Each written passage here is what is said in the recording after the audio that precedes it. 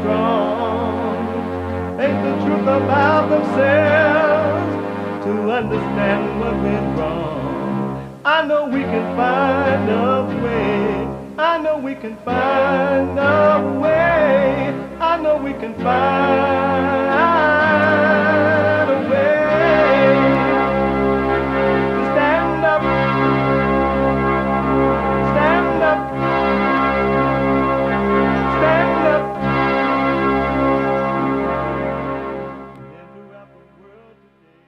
Uniting the races with truth instead of dividing them with lies. We're also rebuilding the family by rebuilding the man. I am Jesse Lee Peterson. Good morning.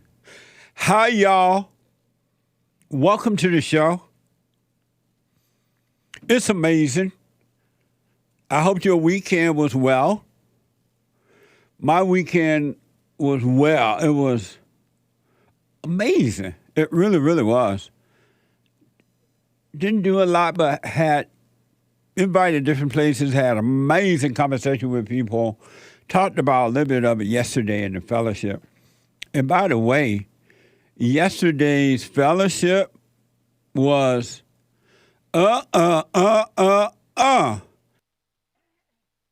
It was amazing. If you were not there or didn't catch it live online, you can podcast by going to rebuildingtheman.com/church. Rebuildingtheman.com/church, all right?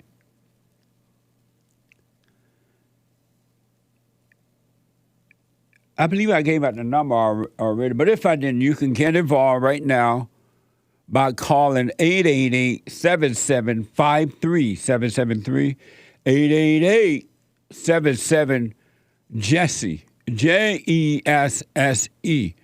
Jesse. We have every way that you can watch and support the show listed on JesseLeePeterson.com/show. JesseLeePeterson.com/show.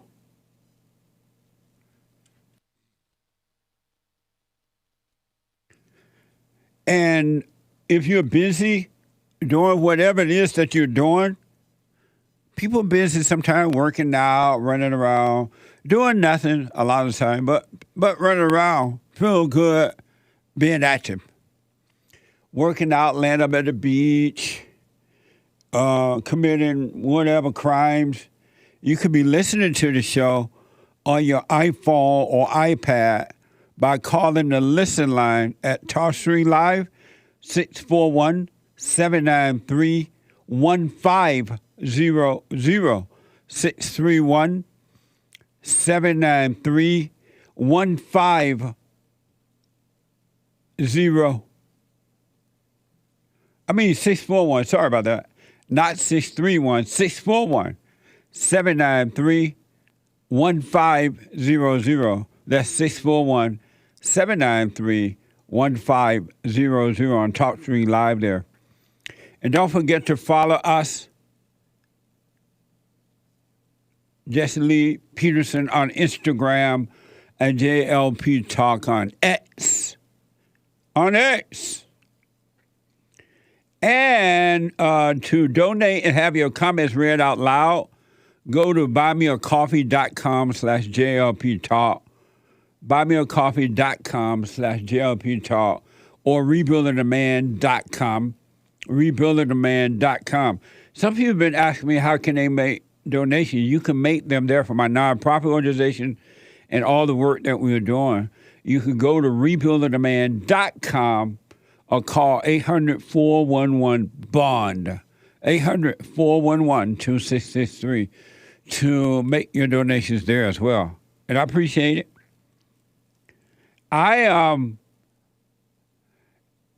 So brand new biblical question. Yesterday we dealt with the last week biblical question. Why do you judge other people's strength against your weakness?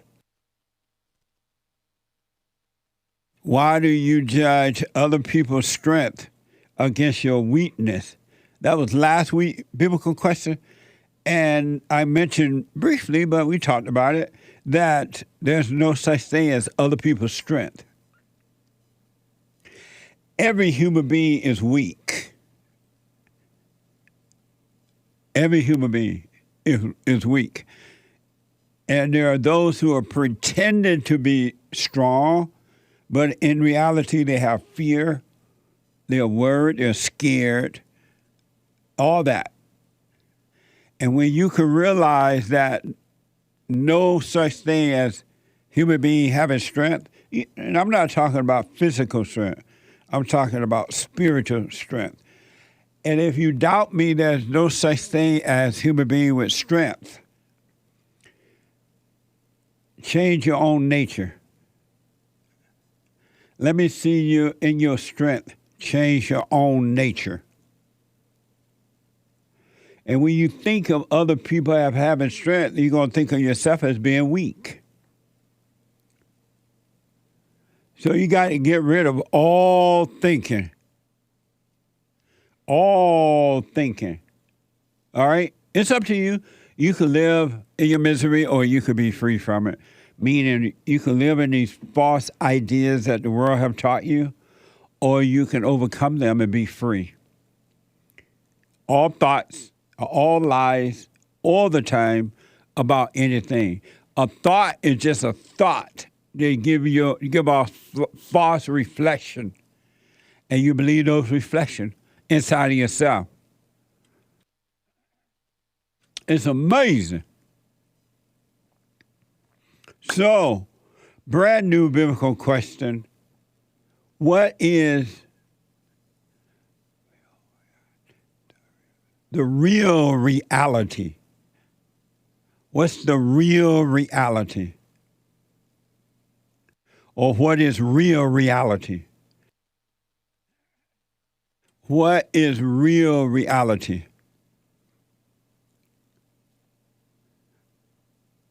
Amazing. Make sure you check out, for those who want to overcome it, it's not for everyone, but the few that want to overcome your fallen state and finally be free, and you're working on yourself. I mentioned yesterday that I counseled with a young lady, and it was an amazing counseling session. I've had many of them, but this one was amazing in that she was at a point where everything was falling away, and then she felt lonely.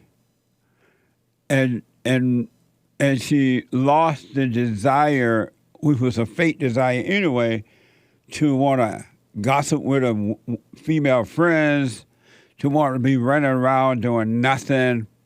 And she just had her regular life going on, but she felt this thing called loneliness, which a lot of people feel when they're dying from the false self. And then when we discussed it, we talked about it, she realized that even the feeling of loneliness is just another false identity. It was a very, very interesting discussion. It was another false identity. And when she realized that, all of a sudden she was free of that. You could see the light come on in her. Her face just glowed with delight because she realized even loneliness is another false identity. Check it out, rebuildingtheman.com/church. So, today is something called Yom Kippur. Yom Kippur. You know what that is, Hassan? Since you're a Jew? I do, yeah. What is it? I think it's the day of like atonement of the you fast so God will atone you for the sins. Yeah. Something like that. So are you atoning today? Not really, but I am back in the blue and kind of just observing, but You've been wearing the blue every day. actually, Ever since your mama told you were a Jew. exactly. Yeah, I was hanging out with her a little bit yesterday. We were around nearby some of these synagogues and Y'all were atoning? a little bit of a tone. That's amazing. You were hanging out with your mama? Yeah, yesterday. Really? Last evening. I can't imagine hanging out with my mama. Yeah, I don't recommend it. What made you do it? You know. I just can't see a grown man hanging out with his mama. Yeah. Well, y'all be having, what, like girl talk or what? No, we went and got some snacks and treats for Sandy. And, it's just the toning. And so, are you atoning today?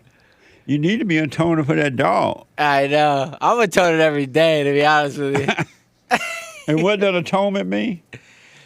No, I'm not really sure. I think it's probably because they don't really accept Jesus. They got to do this. Oh, so for those who don't know, Hassan, the audio engineer expert here on the show, and the host of Wow on Wednesdays at 11 a.m. WOW, Hassan, Walking on Water. He found out from his mama on his show that he was a Jew.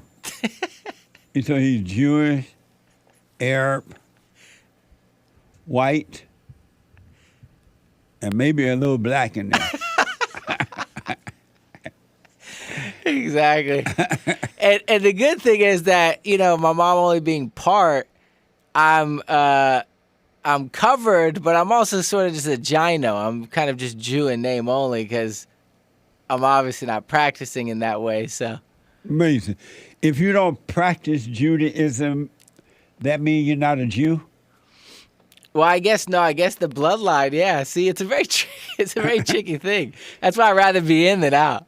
What is you rather be in than out? Yeah, I'm kidding. What is so if you don't practice Judaism, you're not a Jew. And how do you practice it? Well, no, they think they still deem themselves as being Jewish even if they don't practice Judaism. Oh, okay. All right. Yeah. Amazing. Well, anyway, according to CNN, Yom Kippur, or the Day of Atonement, is considered the holiest day of the year for people who practice Judaism. So today is Yom Kippur, the Day of Atonement for the Jews. Watch this from BMI and BAM. Yom Kippur is the holiest day of the year for the Jewish people. This is the time of year when most Jews show up for services, or at least more than usual. During the days before the holiday, people make amends and ask forgiveness from their family and friends, and then the day arrives. We learn, on this day you are to afflict your soul, and Yom Kippur makes atonement for you and all Jewish people. So, how do you afflict your soul? Famously by fasting from food and drink. There are other prohibitions too. No bathing, perfume, sex, or wearing leather. It's a lot of stuff you can't do. Fasting and praying, though, are not enough, as Yom Kippur demands that Jews also commit to changing their behavior. An empty fast is not sufficient. This is the fast I desire, to share your bread with the hungry, to take care of the poor, to clothe the naked, and to not ignore our fellows. Traditionally, you spend the entire evening and next day at prayer services. There's many ways that people actually do this holiday. Some people create their own rituals, taking a contemplative walk, or fasting at home. It's chow time. Time to eat as Jews gather together for Break the Fast, having gone along a spiritual journey, refreshed and renewed, ready to begin again with a clean slate. Gmar Chatima Tova. Amazing. So they're ready to start all over again doing the same thing? They fast one day and then eat at night and then start doing the same thing over and over. That doesn't even make sense to me. I understand it because I have Jewish friends and I've gone to their what do they call every Friday? Oh, Shabbat. I've gone to Shabbat and it was so much fun. But I don't understand this one day of atonement thing. And then at the end of the day, you're back at it. Yeah, but you know what? Tradition is tradition, I guess. And you're not supposed to ask for forgiveness anyway. You're supposed to forgive and you will be forgiven. You said those Jews that are celebrating today don't believe Christ?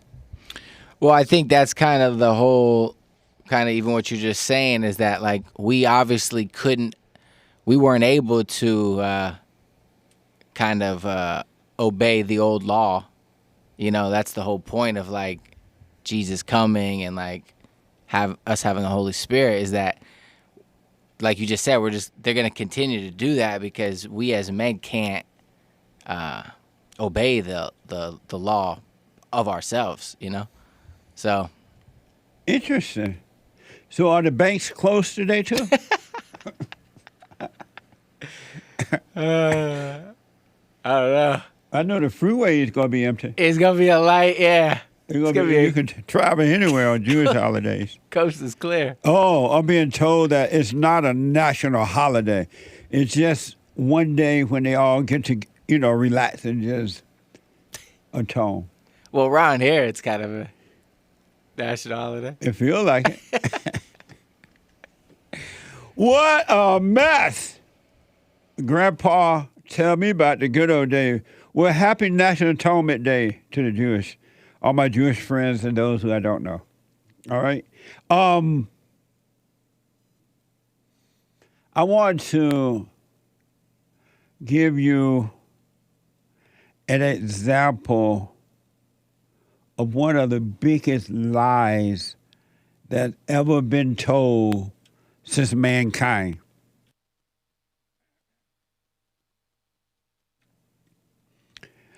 One of them, there are many big lies, right?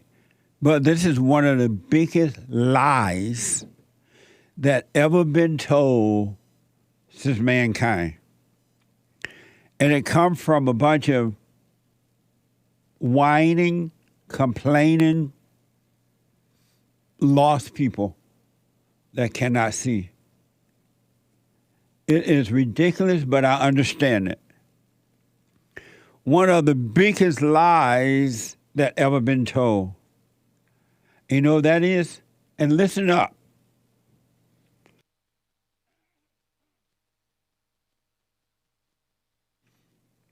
Listen up.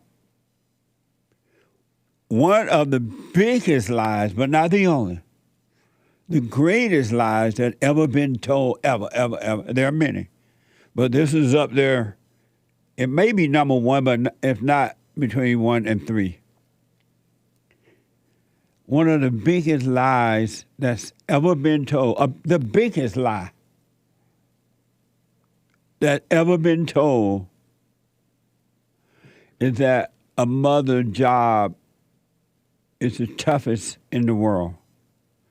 That raising children for mothers is the toughest job that they can have. That is a bald-faced lie. That's a big lie. It really is. This is from the Atlantic. A parent magazine poll found that 92% of mothers agree with the statement, there's no tougher job than being a mother. They say mom here, but mother. That is a lie. According to the Atlantic, a parent magazine poll found that 92% of mothers agree with the statement that there is no tougher job than being a mom. That is a lie that's straight out of hell. It's straight out of hell.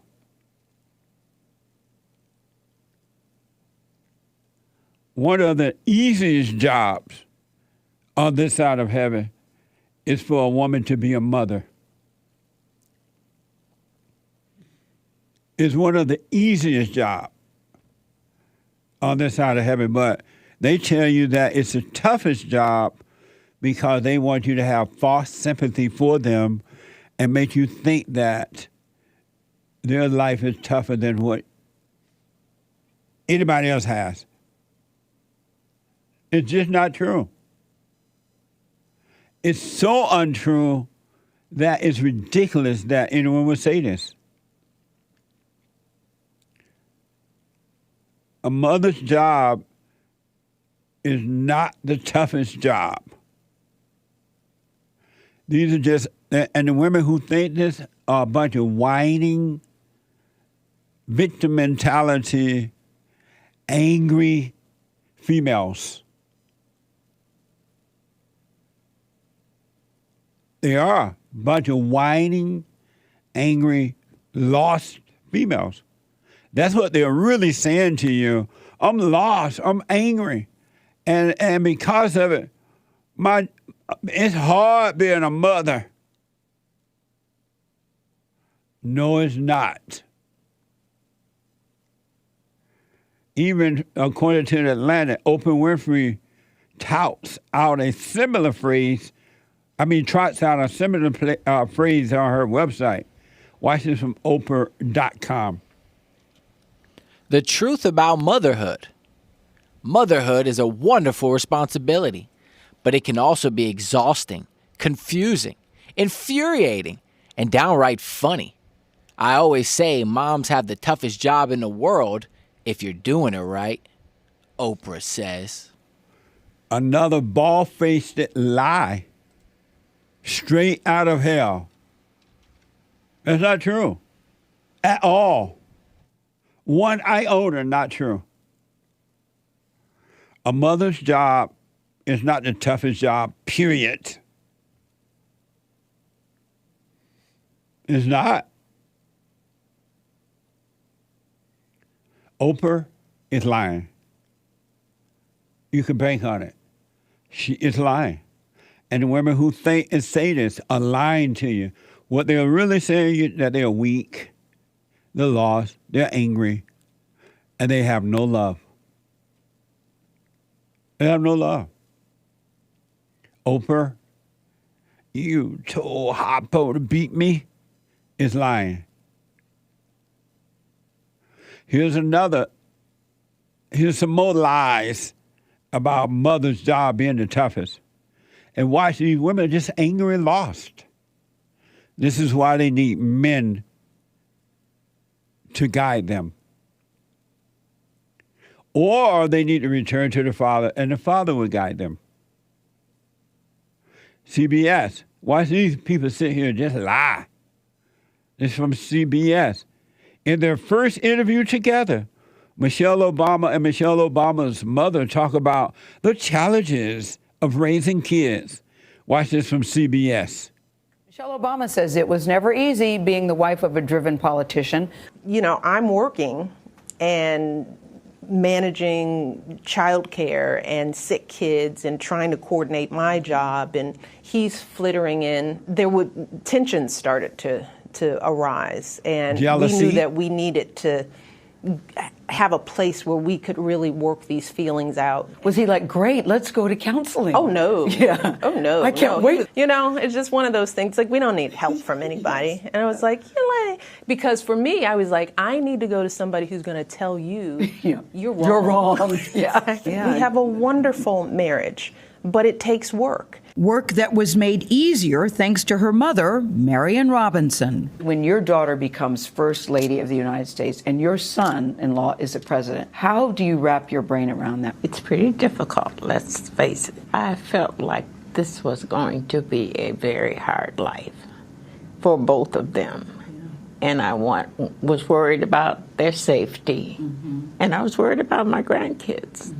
I mean, that's what got me to move to D.C. Why did you want her there? Why was it important to you? Oh, because for the girls, you know, I wanted them to come home to family.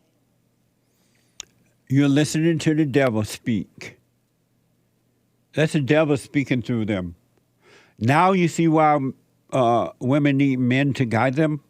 They're lost when they don't have a man guiding them. As God is the head of Christ, Christ is the head of the woman. When the light is not there to guide the women in darkness, this is what you get. A bunch of pitiful, I'm a victim, it's just so hard, jealous, envious women. And they want the world to agree with them on lies that their job is tough. It's not. It's not. You see how her daughter became like her mama.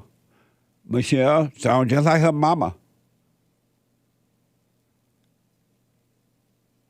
Oh, just so tough.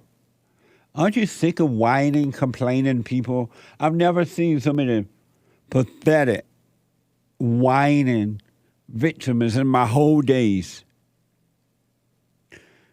And men are complaining just like women, so it's not just the women. There are women who are seeing this and they're overcoming it because they're starting to work on themselves. They realize this is not a normal way to live. They realize it because they're working on themselves and they're stopping, but they're stopping to believe in the way of the world. This is the way of the world, the way of the children of the lie. All those women that are saying that and thinking that and believe that, your daddy is the devil. You're evil. And it's not you, but it's the spirit that made a home in you. Those are all lies, folks. And they want sympathy. And they, at the same time, they want sympathy while telling you they're strong. A woman is so strong. Another lie. No such thing as a strong woman, just weak men.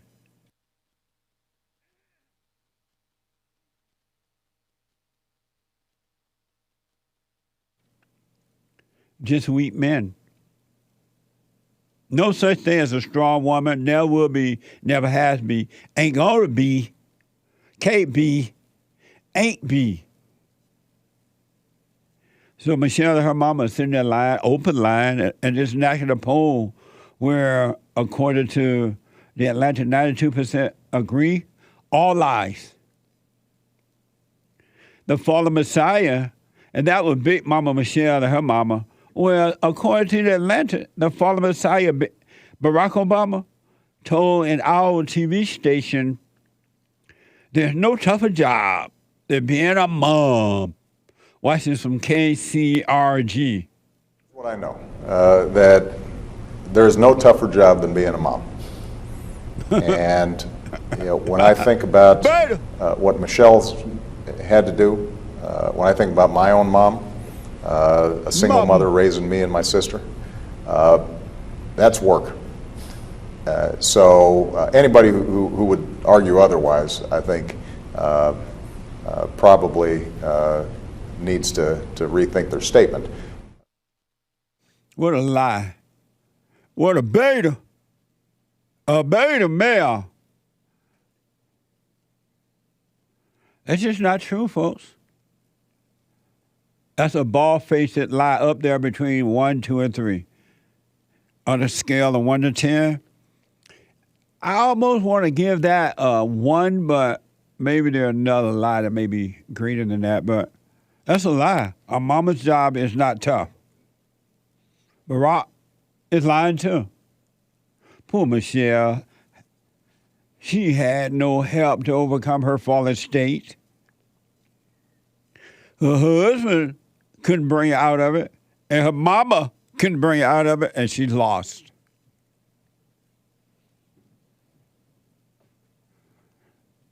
What a sad way to live.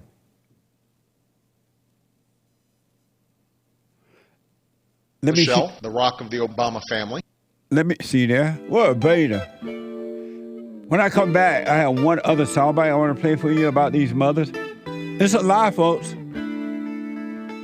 It's a pure, bald-faced lie. 888-7753-773. 888-77-JESSE. You got to overcome the lies if you want to be free. Let me take a quick break. When I come back, I'll finish this and your phone calls and super chats. Back in a moment.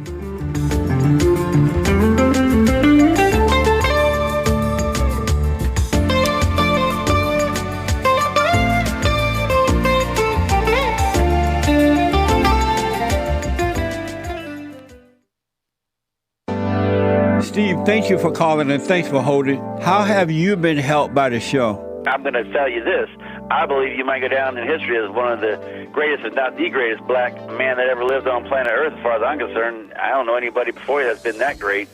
You know, freeing the slaves is one thing, but you've been freeing people of their mind, which matters, it should be anyhow, to you more than anything else, because with the mind not being right, there ain't nothing else going to happen right anyway. If you can doubt every thought because you're not your thoughts, if you can doubt every thought, knowing that you're not your thoughts, you don't create them, they're not from God, that they're from the deceiver, the great deceiver, Satan.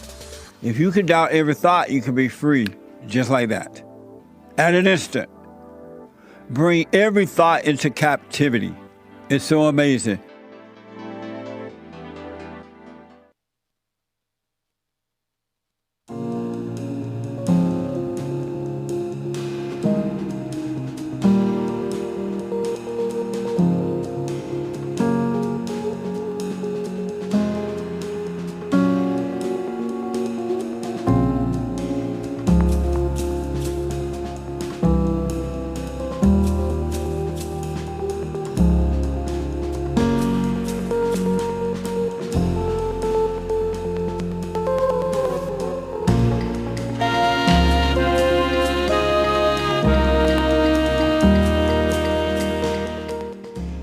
Welcome back, 888-77-53-773, 888-773-888-77-JESSE, Jesse. So, quick announcement. For personalized shout-outs, birthday shout-outs, congratulations shout-outs, encouragements, weddings, whatever the occasion is, for personal shout-outs, I'll do them for you. Go to Cameo, cameo.com/Jesse Lee Peterson, cameo.com/Jesse Lee Peterson. And check out our merch, amazing merch, at rebuildingtheman.com/store. What the amazing tote bags and mugs, hoodies.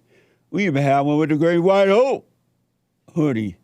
All kind of stuff there at rebuildingtheman.com/store.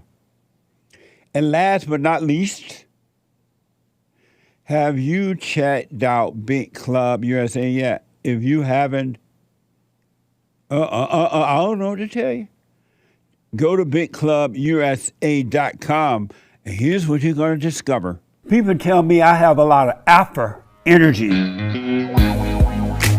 Jesse, what gives you so much alpha energy, they say? Is it energy drinks? No. Is it cigars?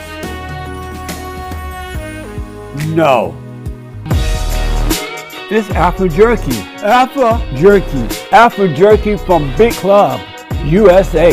Alpha male, and you can have Alpha Jerky energy too. Amazing.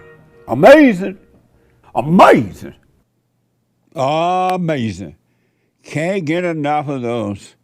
Go to bigclubusa.com and put in the promo code JLP33 for 15% off your purchase.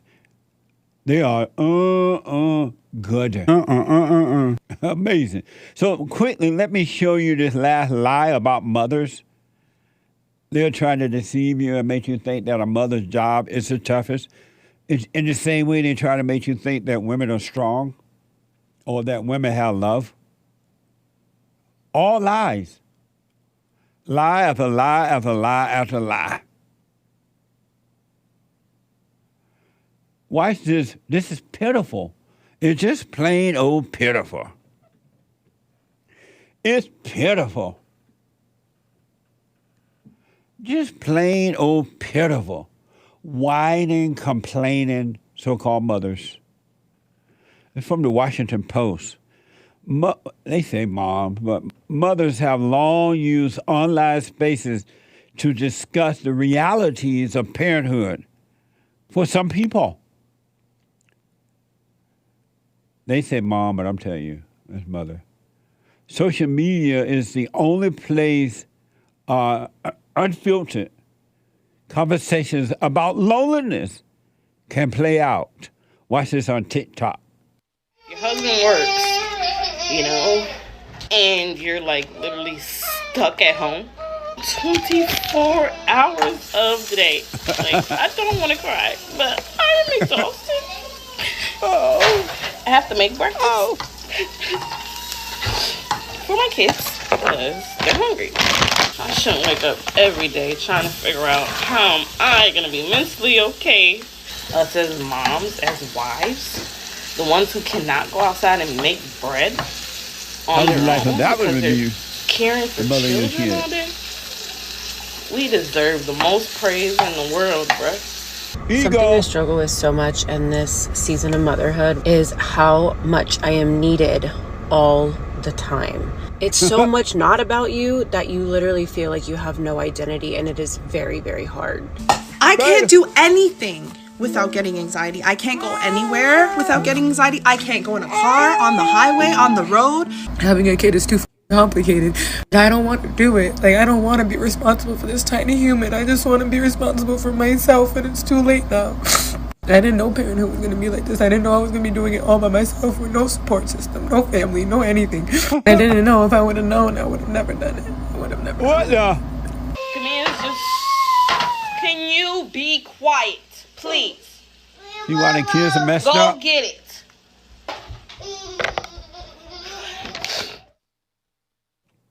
Beta, how would you like for those women to have your children? See how women destroy children? No love. Nothing but complaint. A lot of these people act, this is so ridiculous. I think these people on here acting out. You think that's, you're a millennial, Hassan. You're millennial, right? You think that's real or are they acting? Unfortunately, these look pretty real. They definitely look real, but I can't. Why would they go on YouTube and make a fool of themselves like that then? Because they look stupid. But, you know, like you say, the ego, attention, people, other women will, boost them up and stuff.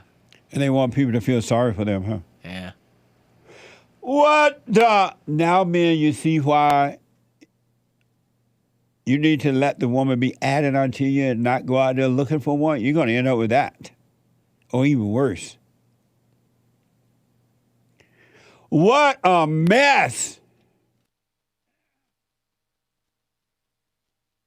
So the next time someone tell you hear a mother or even a guy say a mother's job is the toughest job, they're lying to you. And you tell them, you know what, you're lying.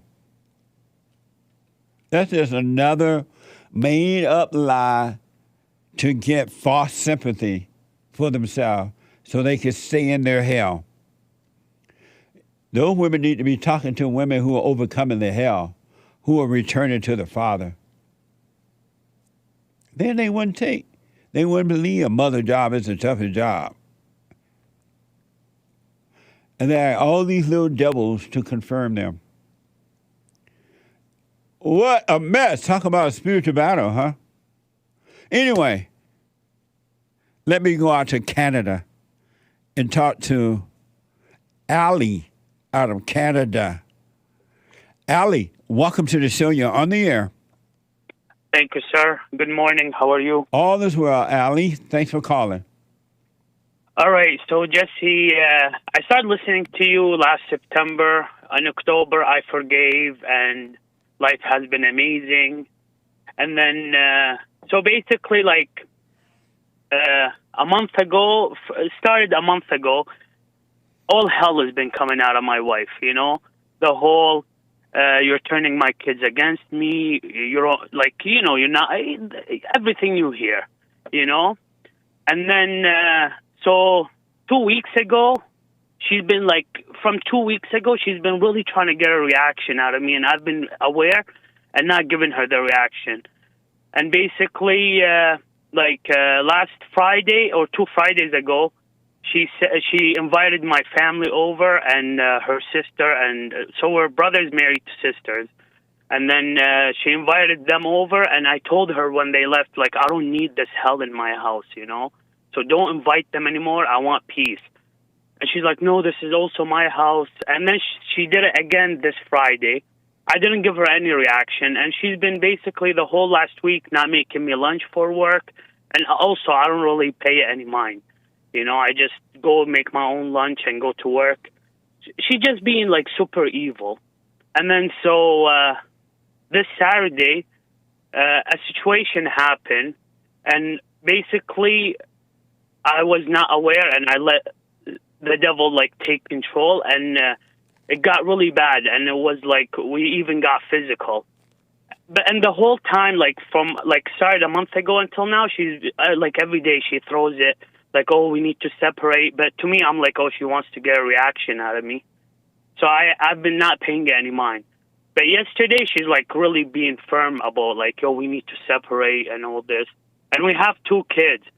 So I thought I'd just call you and get your advice. Is it time to separate, like, or how should I move forward? I wouldn't make the decision that it's time to separate or not. I would stay calm, as you said you were doing, and don't overreact to her, period, because the hell in her is trying to get a reaction from you, so it can feel like it's alive. She won't try to find life, but it's death. So I just wouldn't give her any reaction at all. And if anyone leaves, if she says that she's leaving, you just tell her, okay, bye. But I wouldn't leave my house unless unless you think it's best. I'm not there. But if she want to leave, let her go. The hell in her is just trying to get a reaction from you. And that's why she's doing all this stuff. And then when she invite those people to your home, you can tell those people, you got to go. You can't stay in my house. Get out of here. But just don't get angry. Just I told my mom and my brother, I'm like, I don't like you guys as a group in my house. You're all allowed to come over individually. Just as a group, I don't want it. Because she's trying to build an army against you. That's why. Yeah. And she got all these evil people coming over to build an army against you. But as long as you don't get angry at her, you knowing that it's not her but the hell in her, and to stay calm, you will see the right way to deal with it. And if you need to leave, you'll see that you need to leave, and you'll just leave. It wouldn't be a problem at all. Okay. And, so in this, when all this pandemic stuff happened, I was self-employed, and pretty much my credit got ruined. So when we moved houses, I couldn't do because over here they run your credit check and whatnot. So I couldn't rent the house under my name. And so right now the house is pretty much like I'm paying everything. She's stay-at-home mom, you know. But I pay everything, so she's telling me, like, this is her house and she wants me to leave. So if she keeps pushing, you got to go. How should I deal with that? Again, I encourage you to stay calm so you can see what to do, not just because I said it. And what you're saying is true. The good thing then, the house is in her name. You could just stop paying everything and move and let her take care of herself. That's pretty much, you know. Especially since it's not in your name, and she's telling you the house is in her name, you got to leave her house. I'll just pack my bag and leave. All right, bye. All right. But don't get because she's saying that she doesn't want to call the police or anything. She just wants it peaceful. And she wants me just to peacefully leave the house. And does she understand you're not going to pay anything with your guy? I'm pretty sure she does. But over here, there's a good welfare system, so I think she thinks she could survive. Oh, okay. Let her get on welfare. But the most important thing is that you don't judge her by getting angry, because it is not her, but it's the devil. It's hell in her, and it wants to destroy you. And that's why, as it is destroying her, and that's why she's going against doing all. It's not her. She told her Satan is a woman's god, and he's operating through her. How old are your kids? 6 and 4. Oh, okay. Yeah. And how do you feel if you have to leave and leave them there? How do you feel about that? Honestly, I just want peace. Nice. Yeah. Well, okay, and I have another question. Let me tell you this. Yes. I really, the key to whole life is to not get angry. Yes. Do not get angry. The devil control you inside of you if he can get you angry, because anyone that has anger has fear. But if you don't get angry at the devil inside of you and don't get angry at the devil inside of others, there's nothing she can do. You'll be just fine. Yes. I see it very clear that, because when I used to watch you on the following state and used to say that we have no free will, I used to kind of question that. That like this Saturday, I am convinced there's no free will because I was driven. I couldn't control myself. So when I get to that level, what do I do? We get to the level where you can't control yourself? Yeah, just pure. It feels like he's in the driver's seat. The devil? Yes. Oh, okay. I understand. When you get to that level, relax. Just relax in it, knowing that it's not you, and go through it. Go through the valley of the shadow of fear, of doubt, of loneliness, of anger, all that stuff. Relax and go through it, and on the other side of hell is heaven. You'll be fine. I understand. And when it tells you that you can't make it, you're at that level, it's lying to you. Relax, and you will see that the Spirit of the Father got you. You'll be fine. But you have to you got to go through the valley of death. Ego death is dying.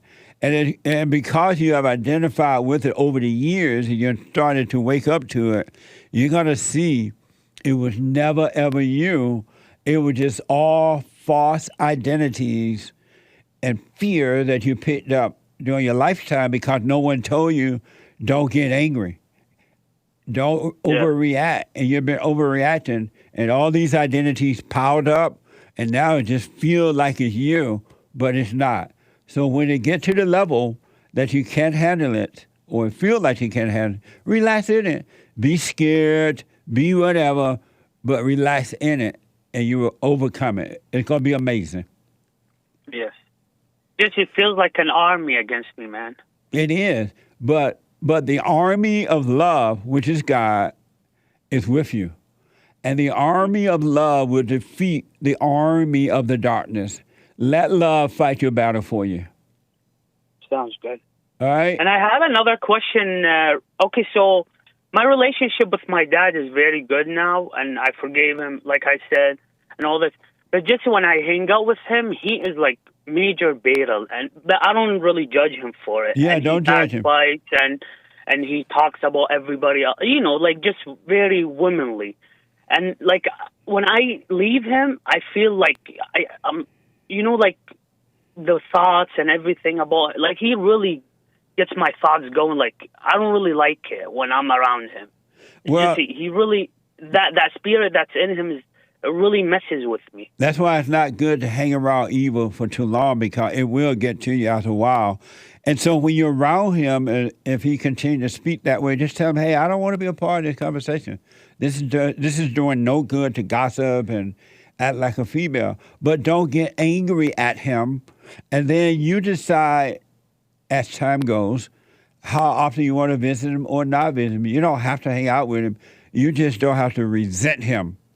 I understand. But so it's okay to cut the dad off, too. I'm sorry? It's okay to cut the dad off, too, if he's super beta. If you need to, but just don't be angry at him.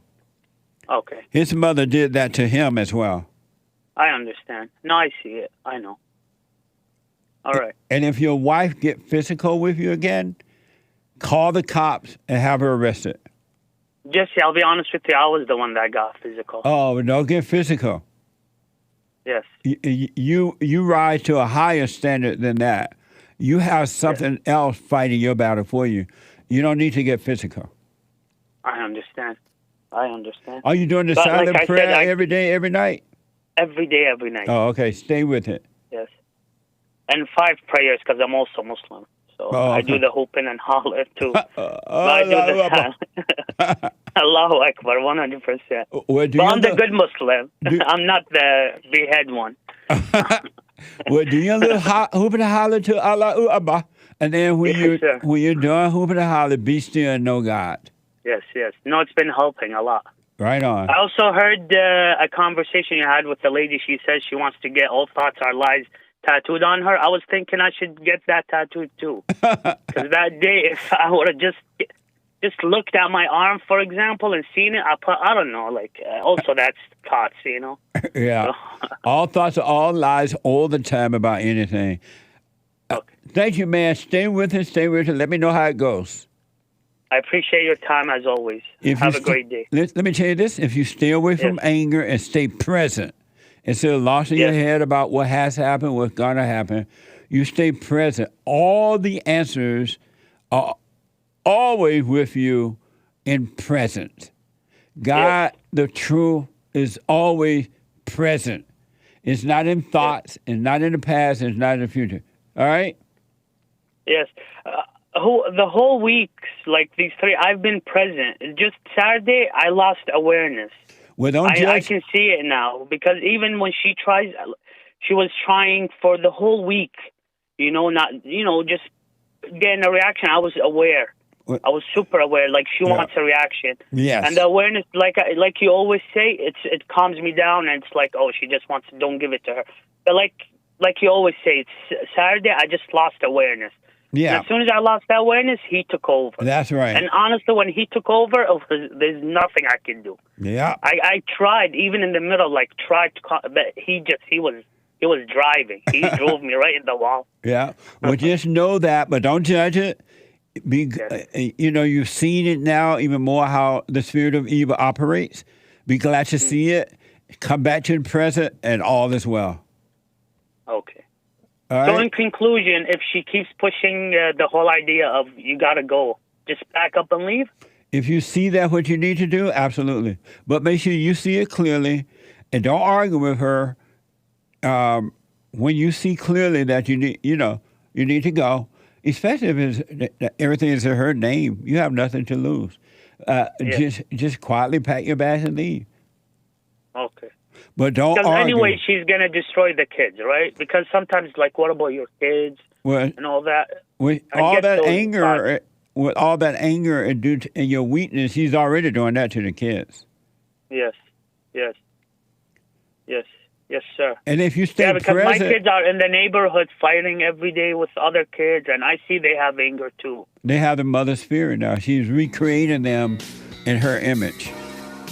I tell them to forgive their mother all the time, so Yeah. that should help. Yeah, tell them don't be mad at mama. Mama can't help Yes, it. sir. Yes, sir.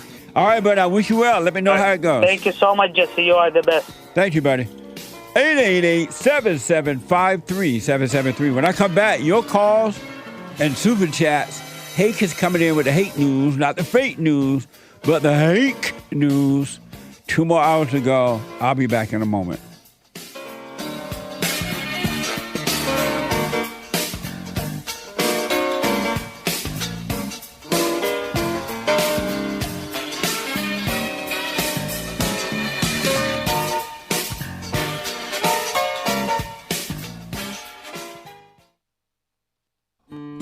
We have a counseling service, and I have to admit, thanks to God, it is the best counseling service on this side of heaven. I counsel with men and women, families, individuals around the world. Most people are unhappy, they're miserable, they have rough lives, they're depressed, suicidal, young and old, of all races. I understand, I know why, and I do understand it. Because exactly what's happening in me is happening with everybody outside of me, inside of them. And I've noticed that with those who really, really, really want to understand, they overcome it just like that, out of one counseling session. If you need counseling, you can go to rebuildingaman.com or call 800-411-2663. 800-411-BOND. Best counseling service on this side of heaven.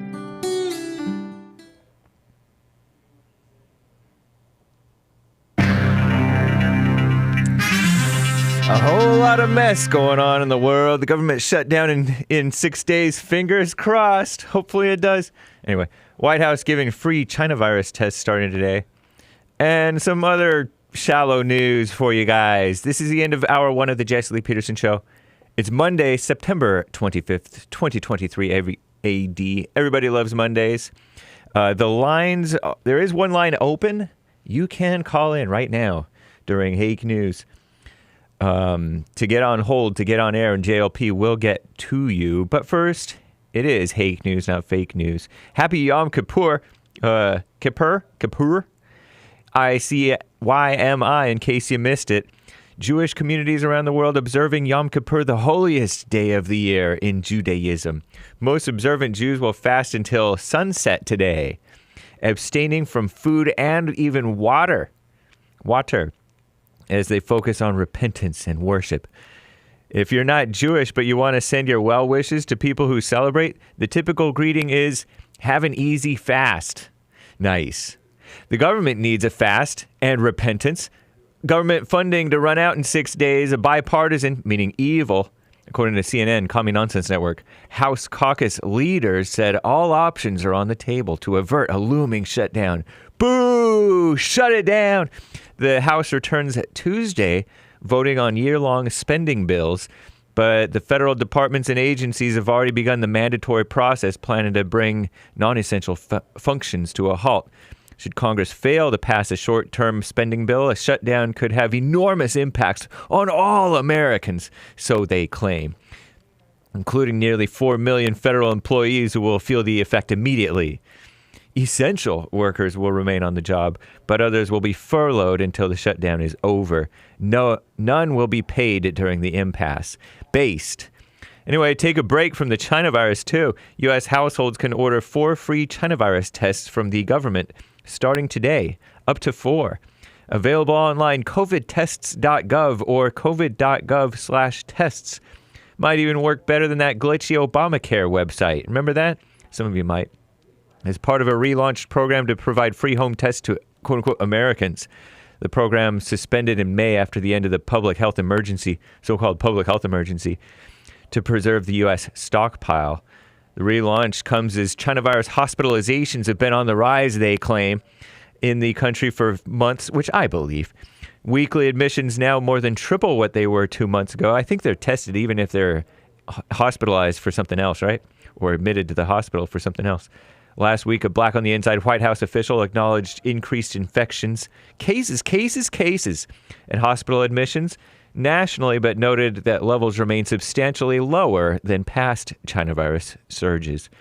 Speaking of virus, Taylor Swift cheers on NFL tight end Travis Kelce. Is that how you say his name? Kelce? Kelse? K-E-L-C-E. At Chiefs game. Following weeks of dating speculation, the pop star was seen celebrating in Travis Kelce's family suite at the Kansas City Chiefs game on Sunday. He's that guy who did the China virus vax commercial. Get both your flu shot and your China virus shot at the same time. Or neither if you have concerns. Speaking of football, Usher is going to headline the Super Bowl LVII. What is that? 58. Yeah, see, I know my Roman numerals. Halftime show. Grammy-winning R&B singer Usher will take to the field at Las Vegas's, it's in Vegas, Allegiant Stadium on February 11th, 2024. Yeah! Like that song? Anyway, space is real, guys. A long-awaited asteroid sample that landed on the Utah desert on Sunday weighed just 9 ounces, just over a half a pound, just over a quarter of a kilogram. NASA spacecraft helped deliver that space rock from near-Earth asteroid Bennu, B-E-N-N-U, which may be on its eventual course with our planet, collision course with our planet. It's the first time NASA, which means lies in Hebrew, but that's not true. I checked it out, and it's fact-checked. It's not true. Has accomplished such a feat. Well, congratulations, NASA. I'm James Hake. Now back to JLP, Hour 2.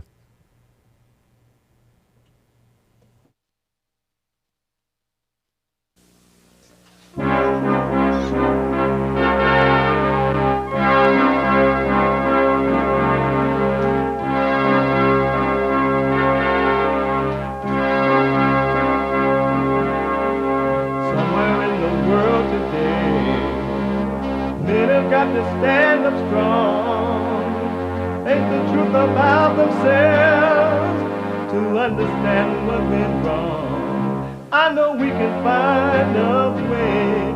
I know we can find a way. I know we can find a way to stand up, stand up, stand up.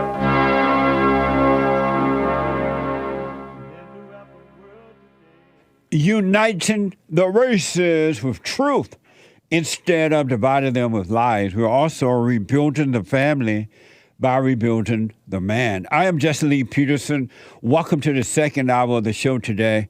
You can get involved by calling 888-7753-773, 888-77-JESSE, Jesse, Jesse. Brand new biblical question. Brand new biblical question.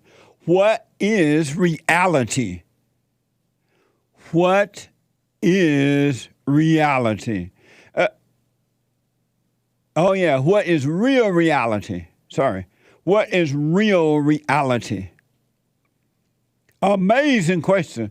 We have every way that you can watch and support the show listed on jesseleepeterson.com/show, jesseleepeterson.com/show.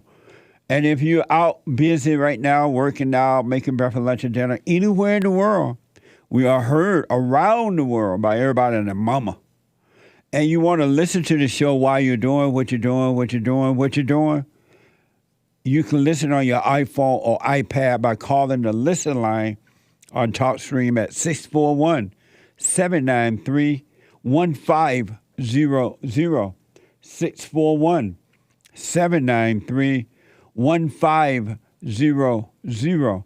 And don't forget to follow us on rumble.com/Jesse Lee Peterson, rumble.com/Jesse Lee Peterson, and Cozy, COZY.TV/JLP, Cozy. Like, follow, subscribe, ring the bell. Y'all know what to do, and I appreciate it. To have your comments read out loud, go to buymeacoffee.com/JLP Talk. In order to donate and have your comments read out loud, go to buymeacoffee.com/JLP Talk or Bond JLP on Cash App. Bond JLP on Cash App. Let me go to Tate out of Georgia on my mind. Tate, welcome to the show. You're on the air. Thank you. Thank you for having me. Yes, sir. I had called last Friday towards the end of the show. You asked me to call back. Oh, okay. Yeah, and it's basically asking about relationships, and we're kind of talking about, I was asking about when to know when to fight or not, for the relationship. It's, basically when, as men, I feel like also, talking to some of my friends about this, sometimes we kind of stay in situations maybe longer than our woman counterparts. And I think we could actually probably learn from them in some situations that, things aren't good for us. But I also find like a great sense of duty and just want to make things work, So this is my personal relationships with my significant other, but also with a family member of mine. I just want to hear your initial take on that. When you say when is the time to fight for it, what do you mean fight for it? So you're having a problem, you and your wife are having a problem right now, right? Correct. And you want to... We're in counseling and things of that nature now. Right, and you want to know when... What did you ask about fight? I forgot. Yeah, I'm just wanting to know, You know, my You want to gut know is when telling is the me one right thing. time to fight? When's the right time to fight versus let go? In all honesty, there's never, ever, ever, ever, ever, but never, ever, ever, ever, ever, ever time to fight for any kind of a relationship, period. Either it's going to happen or it's not. If you're fighting for it, you're trying to make something happen that should not be happening. You're trying to impose your will. Either relationships work or they don't. Do not fight ever for any form of a relationship. What you know, I mean, I imagine like most relationships are going to have periods of turmoil, though, correct? But they should not have it. Those are abnormal relationships. A relationship should not be having turmoil in it, period. It's only having it because both parties are fighting. Yeah. Cut out the fight. There's nothing to fight for. If it's not happening naturally, it's not meant to be. And then, so I guess that's just about finding that person that gels with you. No, it's about not looking for that person that gels with you. You're only supposed to do what you want, but you are only supposed to seek what is right inside of you. And everything, life will work on its own. But if you're trying to find something else other than that, all you will ever get is hell. Honestly, more often than not, you know, we had a nice weekend since, you know, we spoke briefly on Friday, but more often than not, we've been having fights. We've been having turmoil. We've been having chaos. And, you know, I've been asking for a sense of peace. You know, Asking who for a sense of peace? Asking my significant other to help contribute to a sense of peace. I know it's a two-way Are you married to a woman? Yes. Why you keep saying significant other? What does that mean?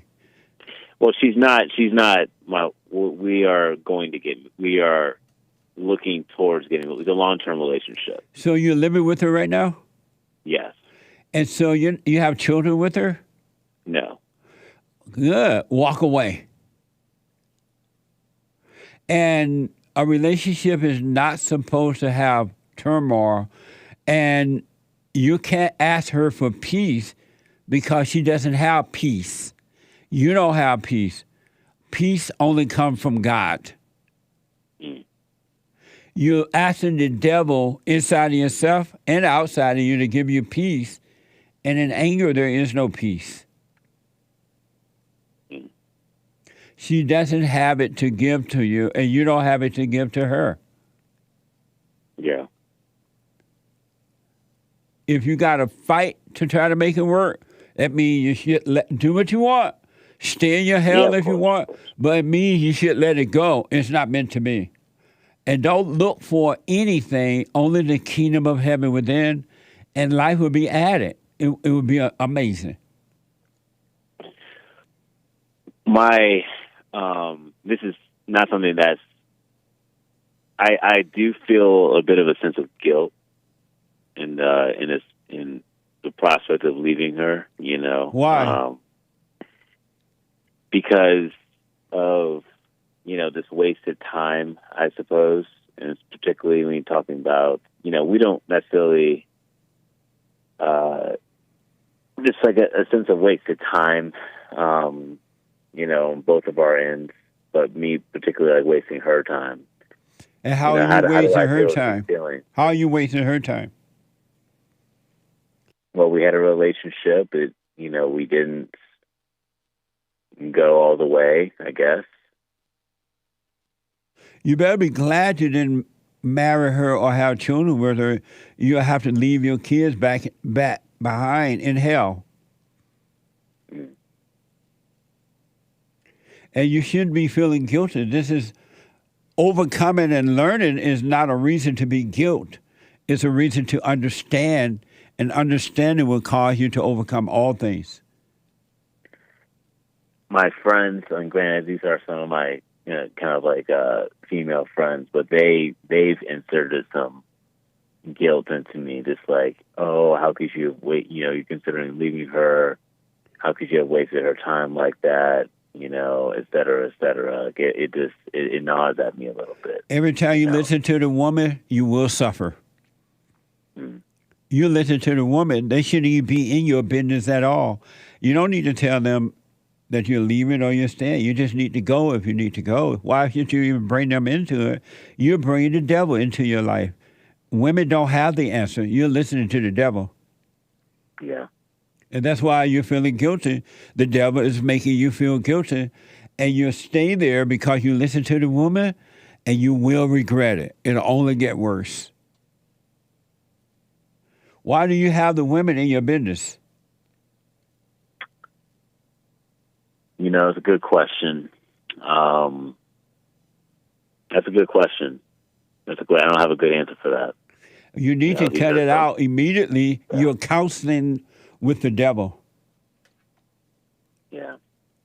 They're going to always give you the wrong advice. It's not in them to lead you. It's in you to lead them. But you got to overcome your mother.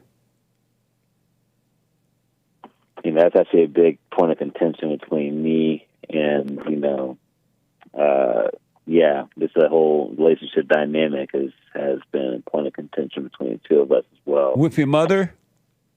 No. With whom? With the woman I'm talking about here. Oh, why you want to stay in hell like that? That's not even up for a debate. I would just say, bye, I'm gone. Or even don't say bye, just leave. Yeah. Do you love to fight with her? No. Then why are you fighting with her then?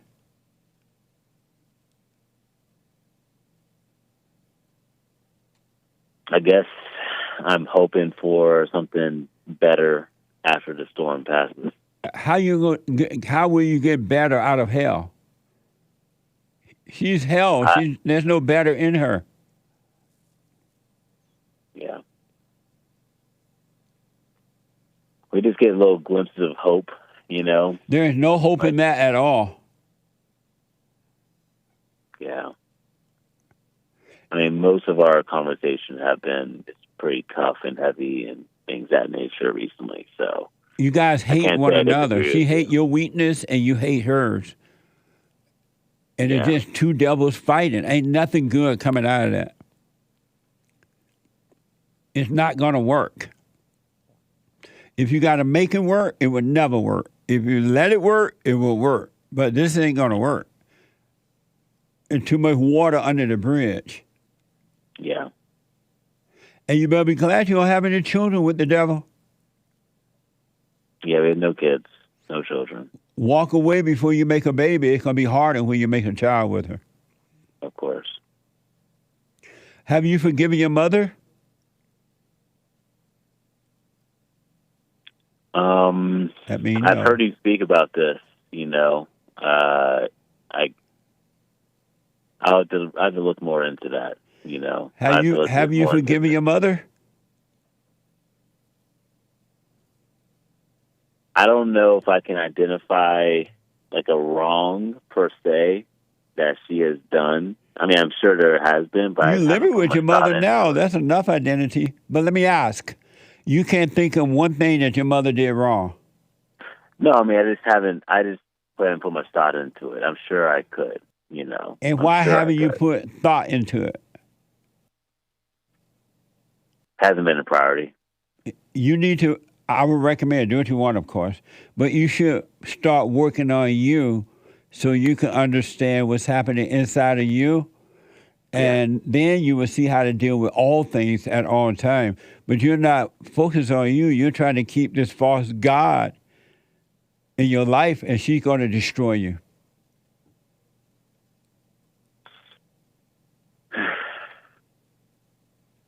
I think you're telling me what I need to hear and what I've been pushing away recently. Why have you been pushing the truth away? The truth is trying to save you.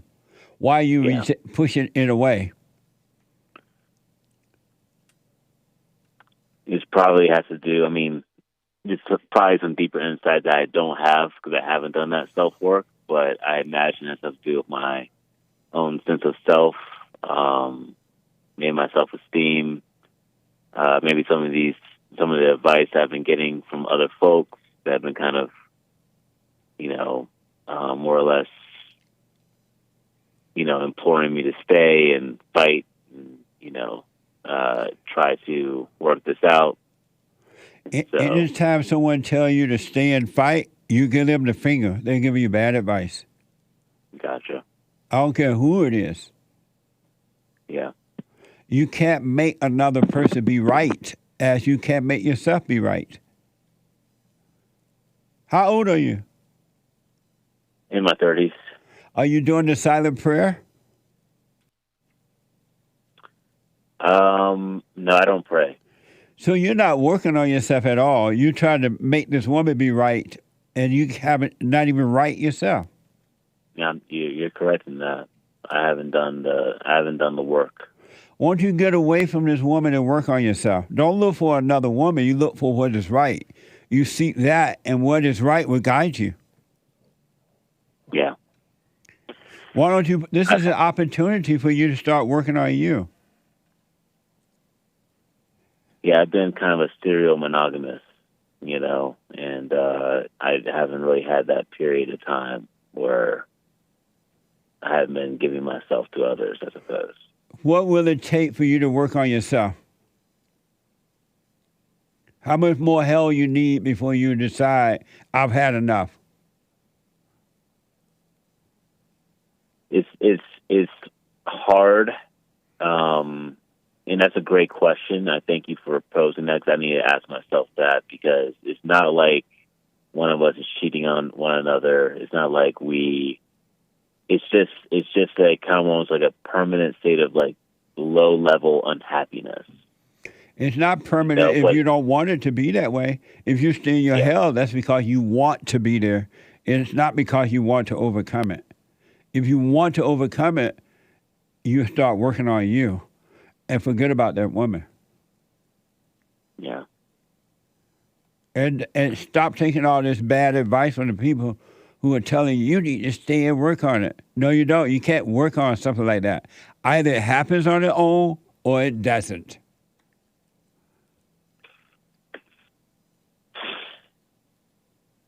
Yeah. No one has ever made a relationship work. Working on it is another idea that's from the world, and it's a bad idea. It's evil.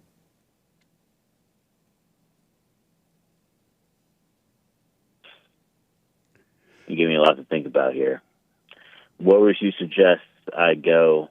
I think that it would be almost easier if, we just had like an inciting event, something like, one of us stepped out or, there's like some, like in one of your previous callers, like some DV or something along those lines that like kind of. Why you need more hell to overcome hell? All you're doing is looking for more hell in your life. Does that make sense to you? Yeah, that does. The way you does put it make sense that you need more hell for you to take action with your own life? No. Well, why are you saying that then? Why are you listening to those thoughts?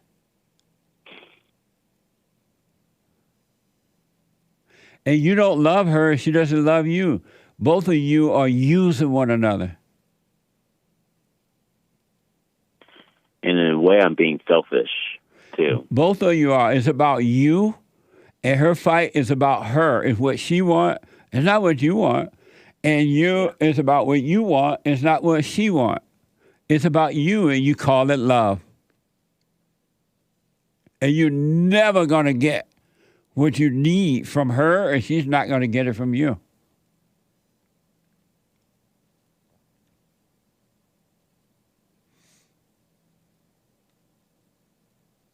How do you deal with the sunken costs? Like, I know it's a fallacy, but how do you deal with that sensation in this moment? You said a funkin' cost? The sunken costs. I know it's a fallacy, but what's a sunken cost? Meaning that you've invested time, memories, and things of that nature, but dealing with that sensation of like letting all of that go, like that sunken cost fallacy, which I know logically.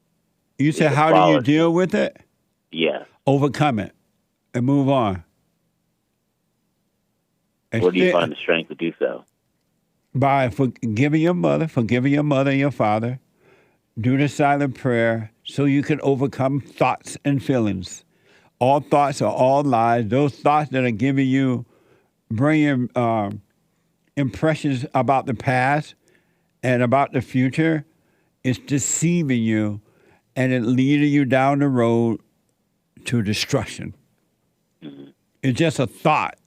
It has no meaning. Whatever happened, it happened then, it's over. You're listening to the devil and you're worshiping the devil. The devil tell you, what about all that time y'all lost? What about all that time you had together? What about all that time you wasted? And there's no such thing as a waste of time because time doesn't exist. You're listening to the devil, buddy. I am. So what I recommend, I got to move on. You need to start working on you. And here's what I recommend. Do what you want, though. You need to go start doing the silent prayer at rebuildingtheman.com/ I forgot what it was. What is it? rebuildingtheman.com/prayer. Yes, sir. Or www.silentprayer.video. You need to start doing that so you can see. That was there at rebuildingtheman.church. Which one is it? They're telling me prayer, but Hassan is showing me church. Anybody know what it is? Oh, they both work. I think it's rebuildingtheman.com/prayer. Okay. If that doesn't work, let me know. But, and you need to start, Hassan, you don't have, oh, there you go. Yeah, rebuildingtheman.com/prayer. I recommend that you start working on yourself, man. This is your call to work on yourself. You can't make this woman be right. You can't even make yourself be right. But the Father that loves you will cause you to become right if you start working on yourself. The answer is not in that woman. The answer is not staying with that woman. You can't make her be something, because even if she were to change and got right, you'll still be screwed up.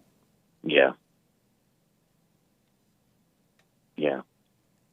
So you have a job? Yeah. Are you able to take care of yourself? Absolutely. Why don't you pack your bags, go get yourself a little quiet place and work on you? And stop listening to the devil. Yeah. So I would do the silent prayer.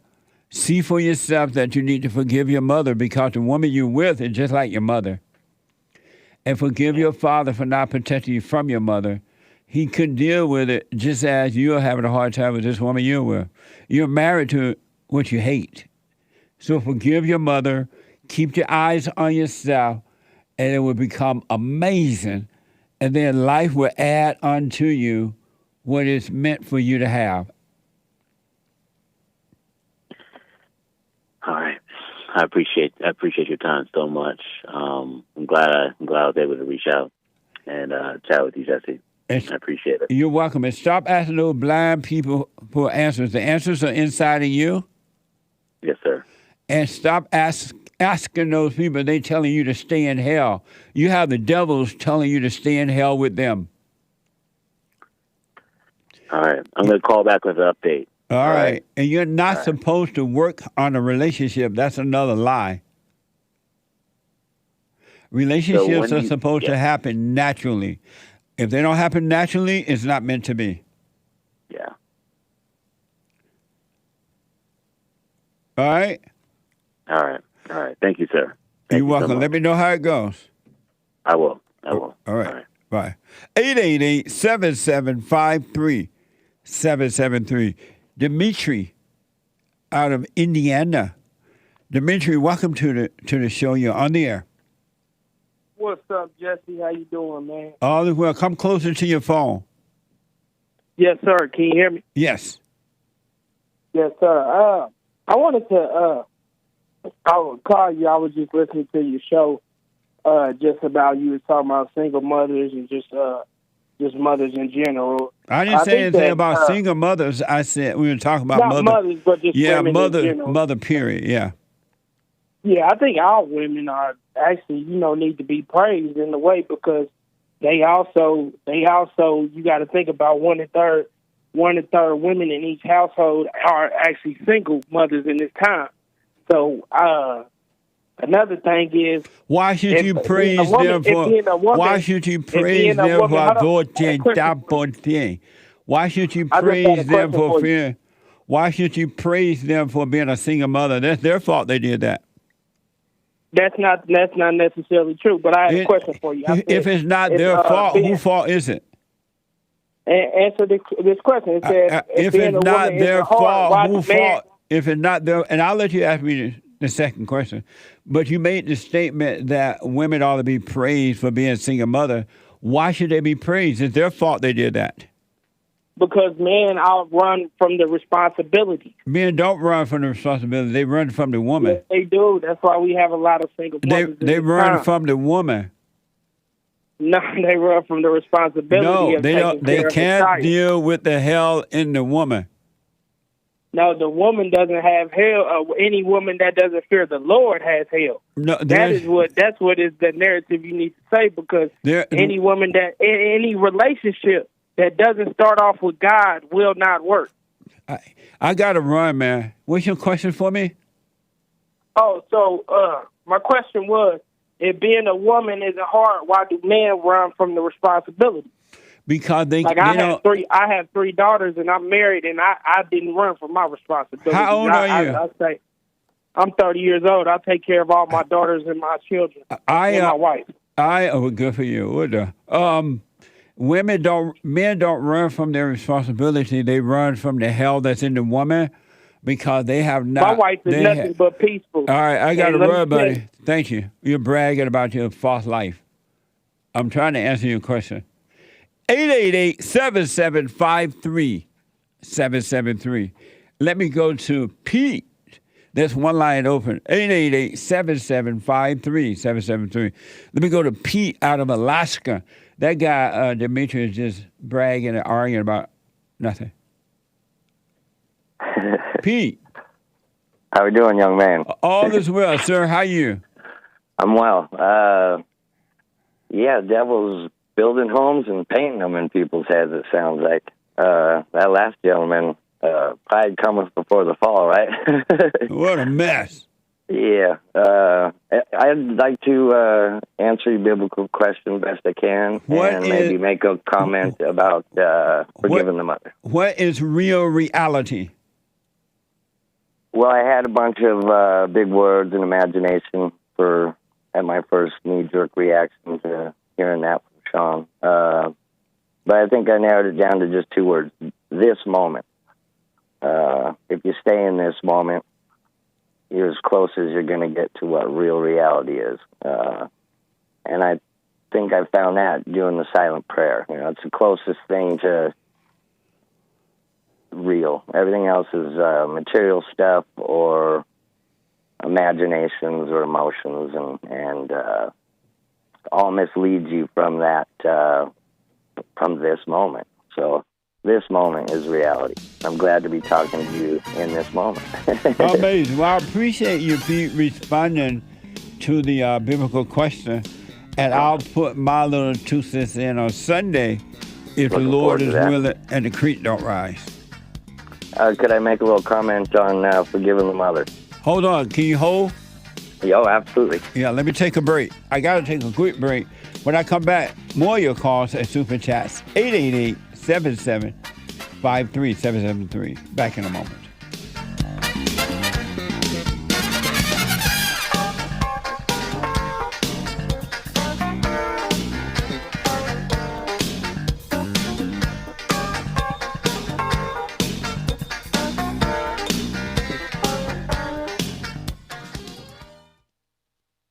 Now, I totally disagree with the way things are going, but you can't be angry because that's what the enemy wants. He wants to control you. They do things to make you mad so they can control you. It's like being married. And the wife would do things to make you mad, or she'll do things to make you feel good. And men do that to women too when they want something from the woman, especially sex. They'll make her feel good or they'll make her angry. And the woman's gonna have to say, you don't want to be angry. You want to speak up. You want to disagree with what's going on. It's wrong, but do not be angry. Then you won't have fear. You won't have doubt. You won't have worries. You'll be able to see, but you got to stay away from anger. That's why you must forgive your mothers and your fathers so that you can overcome the spirit of anger. It's a spirit and it's wicked. Nothing good in anger because it has no love, folks. You need love to defeat evil. And love is not a weakness. It's a strength. It's from God. It's His nature.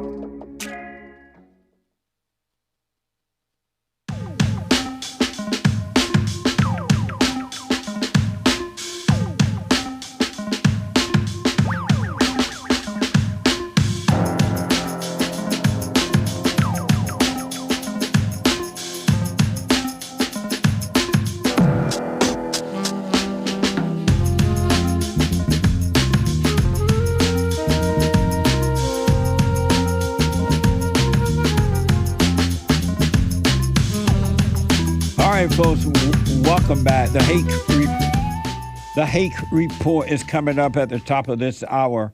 No, not this hour, at 9 a.m. The Hake. The Hake Report.com. And then at 11, the American Anchor Baby. The American Anchor Baby at 11 a.m. All right? I'm sorry, at 12, not 11, at 12. 12 noon, the American Anchor Baby at 12 noon Pacific time. We have the best counseling service on this side of heaven. If you need counseling, you can go to rebuildingaman.com or call 800-411-2663. 800-411-BOND. The best counseling service on this side of heaven by phone, Skype, or walk-in. 800-411-2663. All right, let me go back quickly. There's one line open, 888-7753-77P. Pete, you have a question about forgiving your mother? Well, not so much a question as a comment, just to maybe open some people's eyes to what it can do for them. I mean, you say it all the time, but and thanks again for letting me be part of your program in more ways than just the call. So anyway. Forgiving the mother is so you can remove the resentment that you have on yourself, you know, the regrets, the doubts. So it's not about cutting the mom down. It's about, getting yourself out of the ditch, I guess, you know. You remove all those anxieties, fears, worries, doubts, and self-consciousness about what others might think. You're removing that from you, and the more you see what's going on inside you, the easier it should be to forgive the mother. And sometimes the mothers gain from that as well in a positive way, even out of their negative reactions. So that's all. Yeah. That's all pretty much. Thanks, man. You're absolutely right. You forgive your mother, return to your father by forgiving him, then life began to work because you start to see from that part. Start to live instead of busy dying. Yeah. Absolutely. Thank you, Pete. I appreciate you. Yep. Bye-bye. Thank you, buddy. He's right. It's up to you, though. You can forgive and go free, or you can stay angry, suffer, and die. It's up to you.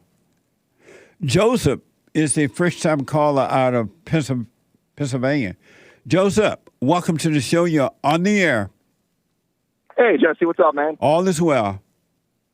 Right on. So I had a question about calling, this idea of calling in relation to something I heard, like the Lord's purpose for your life.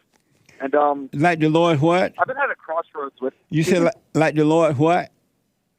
Calling, like the Lord's purpose for your life. Oh, okay. And I've heard you say, you do what's right, and it'll happen naturally for you.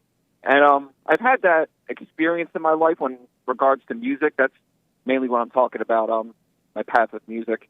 I had one goal that just kind of not magically, but it just happened. I didn't really put any effort to it. I wanted to play this venue in Philly, a big venue, the PLA. And I didn't really do anything, but I ended up playing it, and it was really cool. But I'm at this point in my life now where I'm working on music. I'm by myself. I'm not in a band anymore. And I find myself getting frustrated with writing. And I'm not sure if it's because it's the thoughts that are frustrating me working towards this goal, and I should just shut them out and not listen to it, or if I'm frustrated because I'm trying too hard to do something that I need to let go of. Oh, I see. And your question for me is what? If it's something that I should let go of and just see what happens and not hold so much attachment to it, it kind of feels like the right answer now that I'm saying it, or if it's something that I should just ignore and move forward. Well, one thing for sure, you should definitely let go of the idea of a goal. You don't want to live a life with goals. You just want to live your life. And if you sit and write music, it'll be easier because there is no goal. It's just something you're doing. And then if it doesn't work, you'll be able to see the next step to take. Without effort, it will happen naturally. But you don't want to have a goal. A goal is a setup that comes from the false leaders and teachers and so-called educated people who are lost. You don't want a goal. You just want to live. Right. So that whole hustle culture, grinding your axe and doing this stuff every day and setting goals and accomplishing them, that's all just nonsense. That's just ego gratification, right? 100%. It's straight out of hell. Gotcha. So And that's a setup. That ain't the truth. It's a true setup. And if you try to gain it, all you're going to do is to destroy yourself because enough will never be enough. But if you sat down, let's say that you sat down and you want to just write music, why not just sit down and just write it without having a goal? Right. Yeah, because then it just flows naturally. And then, so I should just ignore it and just have fun with it and see what happens. You're frustrated with it because you have a goal, which is a setup. You got to overcome the world, and the world has set us up. It has taught us in the wrong way, and everybody is suffering because they listen to the world, starting with their parents and the teachers and their friends and the so-called professionals and the educated one and all that mess. They've only set you up. Let go of the idea of goals and just live your life. Right on. Yeah, I heard this interesting thing about following the word versus following the world. And the difference is the one letter, which is L. And when you follow the world, you take the L. So you take the loss when you follow the world. Right. And you don't want to follow anyone or anything. Just live your life. Don't be in competition with anyone. Don't compare yourself to anyone. Don't look forward. Don't look back. Just live in the present. Have you forgiven your mother? I have, yes. That actually went really well. At first, she didn't really know what I was talking about, but I listen to your show a lot, and I heard people say similar things, and they're like, oh, she didn't really know, and I heard you say, oh, she knows. Yeah. So I didn't really press her on it, but nice. I didn't let up, and eventually she came around to it. We had a really good talk about it. Same with my father. Me and my father didn't talk for about 4 years. Wow. And one day it just naturally happened, and now we have a great relationship. We talk all the time, and it's great. I used to struggle with anxiety a lot, but ever since, I started listening to your show and forgiving my parents and just letting people live in their mess, I've been chilling. It's been great. Now, are you doing the silent prayer every morning, every night? Every morning, every night. Stay with it, man. And again, if you want to write music, just sit and write some music. If you don't. But do not set a goal. And do not goals. Just live. And don't compete, and don't try to be better than someone or less than someone. You just be you, and your life will work for you, and you'll be at total peace. Right on. I dig that. Thanks, man. All right, buddy. Let me know how it goes. All right, have a good one. All right. Amazing. 888-775-3773. Bo is a first-time call out of Michigan. Bo, welcome to the show. You're on the air. How you doing, Jesse? All is well, Bo. Great. Hey, I just wanted to tell you, I've been listening to you for a while, and I did everything you've been telling other people to do. I finally forgiven my mother. I got off the weed. And I ended up getting a really good job with FedEx. And I started Sunday services yesterday. And I'm scheduled next week to get baptized. Amazing. And, all this, it is. And I'm telling you, anybody out there listening to you, Jesse, and you're on the fence about doing what he says, just do it. Do it, because it does work. It really works. Are you doing the silent prayer every morning, every night? I've listened to it. I don't do it every day, every night. I'm going to start, though. Yeah, that's the next step, man. And if you stay with that and just watch the not you, which are your thoughts, just watch the not you, have no opinion about it. Don't call it good or bad, evil, whatever. Just watch it, and your life will continue to unfold, Bo, in ways that I don't have the words to tell you, except for it would be amazing. I believe you. Trust me, I believe you. I listen to a local station up here. He's been a breath of fresh air. It's a conservative talk network radio station. Right. His name's Trucker Randy.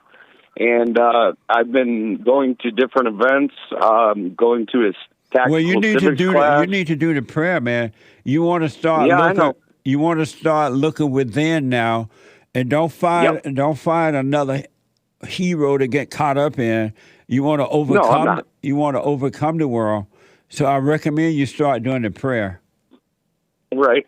How things with you and your father now? What's that? How things with you and your father? Your father. Yeah. Yes, sir. How things with you and your father? Yes, sir. My father? Yes. My father's passed away. Oh, he did? Oh, okay. Yeah, Obama's VA took care of him. Amazing. Well, I got to run, but stay with it and let me know how it goes, all right? Thank you. Yes, thank you. I love you. Thank you so much for your help. All right, you too, Bo. Call me again, buddy. I will. All right. Bye-bye. Bye now. Super chat. Super Chats. Where you going? What now? It's about to open the vent. Oh, you want to go over it? Yeah. Go ahead. Hassan will do it. Nice. Thank you, man. Did he do the super chat song yet? I think he did. Super Chats. Super. On D Live from church yesterday, Evgeny Crosby gave a couple of diamonds. Military-age men are coming across the border while watching church with Jesse Lee Peterson. It's a mess at the border, folks. And for those people who are just watching CNN and MSNBC, you might not be aware of what's going on at the border. But I would recommend you check out at least some conservative news about the border. It's a mess. And if something is not done, you have not seen what's going to happen to America. The government is doing it for the vote. They do not care about the outcome, the violence, and it's just going to be hell for the people who are not able to protect themselves. I recommend you pay attention, but it's up to you. Thank you. Come on, man! Being enlightened till I rise on Rumble yesterday in church, my mother-in-law called the cops on me, tried to say I was kidnapping my wife. What a mess. Keep your mother-in-law away from your family. And if your wife decides she want to follow her mother, send her home to her mama. Amazing. Thank you. C. Andrews 99 asked in church, what is the best way to draw closer to God outside of the silent prayer? I don't know how other way that you can do it, because you want to be still so the light, the Father, can bring you out of the darkness and draw you unto him. I don't know any other way but to let go, be aware, and just, I don't know any other way than being aware. But interesting question. You got to let go and let it happen. And the only way you're going to let go is you got to see what's going on inside of you. Overcome anger. Thank you. Gregory G. bought 5 coffees. Great work, Jesse and crew.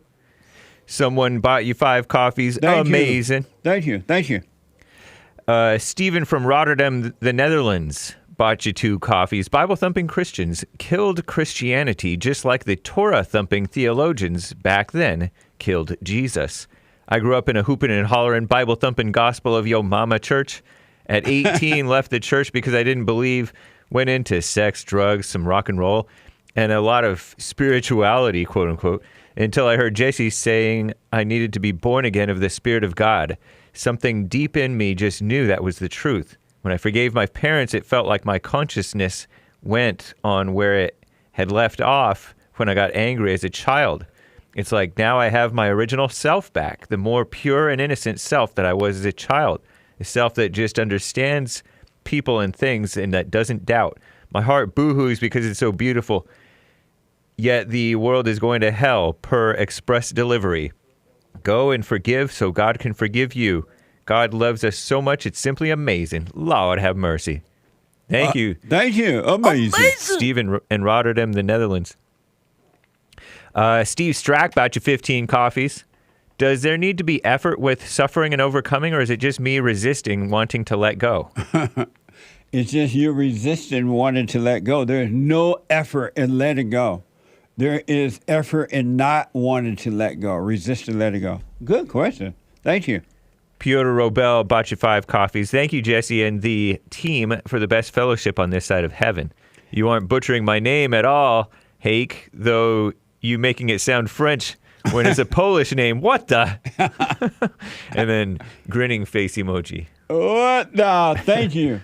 And you're right.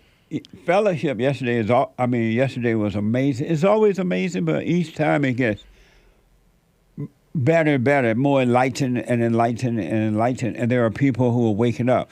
Check out the fellowship. Go to rebuildingtheman.com/church. It's for everybody and their mama. And if you're black, it's for everybody and they mama. But if you're white, it's for everybody and their mama. Why do black people say they mama when it's their mother? I don't know. Maybe they think it's stylish, or they don't like to pronounce their R's because they feel it feels white. I can only speculate. Thank you. Leander's wife bought you 5 coffees. Thank God for you, Jesse. 3 exclamation marks. My husband of 25 years listened to since the early 2000s. Lost you, then found you again. Now we all listen. Me, Michael, our 3 adult daughters, to you. It helps us out a lot. Our youngest was homeschooled because of you. I was nervous when my husband said next year we're pulling her out of Christian school and homeschooling her. She's now 27 and a half and has a career. We just wanted to thank you. We follow you on JLP Talk, Silent Prayer, and Sunday Service. Love when you sing My Mama Don't Like You, and She Loves Everyone. That is my theme song because that was my life for the past 25 years. I thank God for my husband finding you again because it has helped us find the pieces to the puzzle. Everything you say is the truth. I'm learning to have no image of myself so I can be free. Respectfully, Angela. Amazing. Thank you. Rebuilding the family by rebuilding the man. We've been doing it for 34 years now, 33, 34 years. Rebuilding the family by rebuilding the man. Check it out at rebuildingtheman.com. Also, my mama don't like you, and she likes everyone. Amazing. Thank you. Stay with it, stay with it, stay with it. It only gets better. You become freer and freer. Perfect peace, perfect peace, perfect peace. Thank you. Elise Aurelian. Man, I'm pushing. Hello, Jesse. I just watched a podcast, religious debate, really fun. But I see that Christians are no different from the Muslims in spirits, and I really understand when you say everybody with anger is a murderer. Yeah. But I feel like a lot of Christians left that part. Everyone, I don't care who it is, what the little title they have, or whatever. Anyone that has anger is a murderer. And they have fear. They have revenge, they're jealous, they gossip, they're evil. Overcome anger. Anger is your enemy. It's not your friend. Amazing. Thank you. Beta no more, bought you 5 coffees. Jesse, yesterday I attended your church service for the first time, and it was amazing. You spoke to my wife, Vicky, and helped her realize she had so much anger and hatred, but called it love. The drive home, I didn't bring up church or say anything you said. And boom, she apologized to me about her ways, and she had questions about forgiving her parents. And she even asked me before bed, what's the silent prayer? So we did it together. It's like yesterday God talked to my wife through you. Amazing. I remember that family. Yep. That was amazing. It was good meeting you all, too. Right on. That's why you should never assume that a person may not ever overcome it. They might not, but never assume it. You be the light, put the truth out there, and those who want it will find it. I wish you well. I do remember your wife asking me about forgiveness because she had not heard. It sounded as though she had not heard that much about forgiveness. So she was considering that. That's good. That's amazing. Stay with it. Oh, Lord, save me, bought you 10 coffees. Whoa. It became quite clear to me that the serpent convinced Eve to trust in a world without God, and then convincing it unto Adam, and later spread it from parents to child. Yeah. But Christ came and showed us that God is and will always be with us. Yes, God's presence just is, whereas the serpent's presence is more relatable and tangible. But just as I once trusted in my parents and ended in this false world, it became clear to forgive them, for they too have been deceived. Now it's time to turn over my trust unto God. Nice. Thank you. Amazing. Soul Conscious bought 5 coffees. Jesse, Sunday's church was amazing. Thank you. You're welcome. Check out rebuildaman.com/church. It was amazing. Big Mac America bought you a coffee. Jesse, there are a couple of videos circulating about the Venezuelan migrants here in New York City just laying around, overcrowded in our cities. Most of them, not all, but most are saying they deserve to have our government care for them because they've suffered too long already.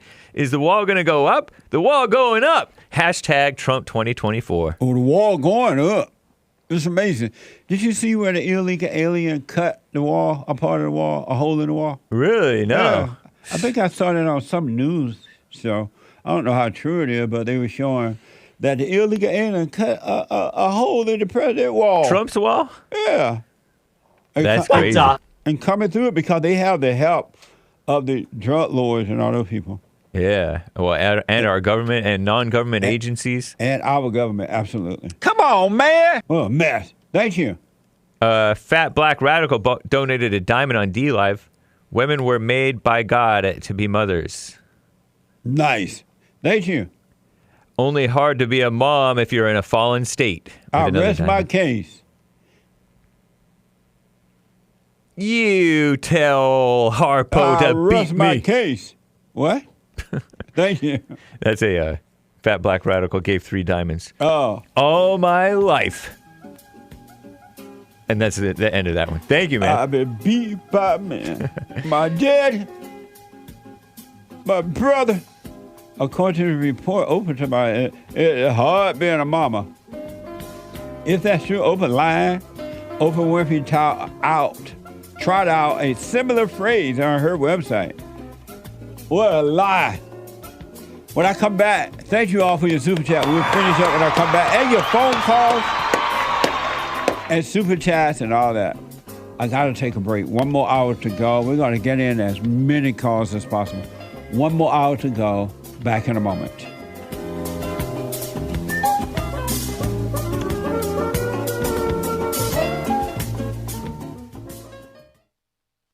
You can't run from evil within yourself or outside of self. You got to deal with it. And you need good in order to deal with evil. And God is good. You need to return to the Father. And you'll see within you, he will fight the battle for you. And he will fight it without, because he will show you how to deal with it. And you will have no fear. Love God with all your heart, all your soul, all your might, along with nothing else. Nothing else means yourself, your children, your wife, your things, your ego, your reputation, and all that. You can't care about any of that. The children of anger will use it to control you. But if you love God, he will renew your mind, and none of those things will be before him. And so when they go after you, Oh, well, you may take my body, you may take my things, but you're not going to take my soul. And that's a true reality.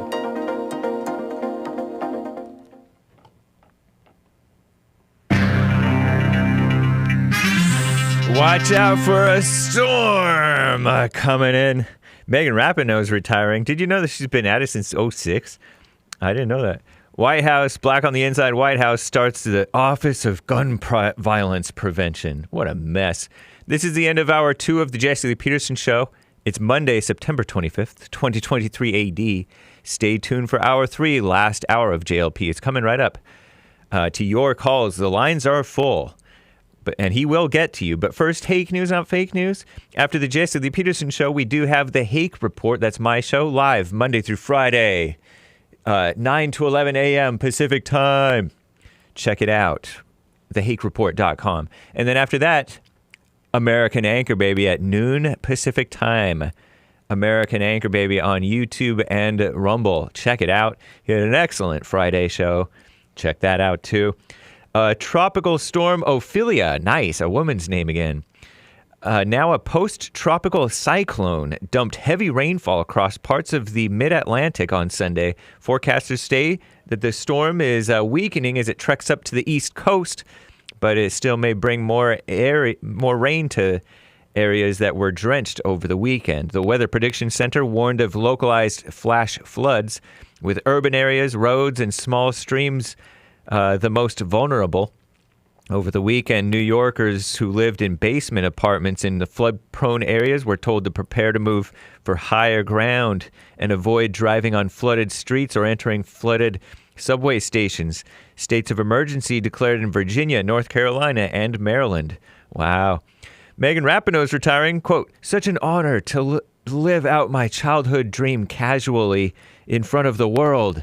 Something like that. She was more long-winded than that. Soccer star Megan Rapinoe.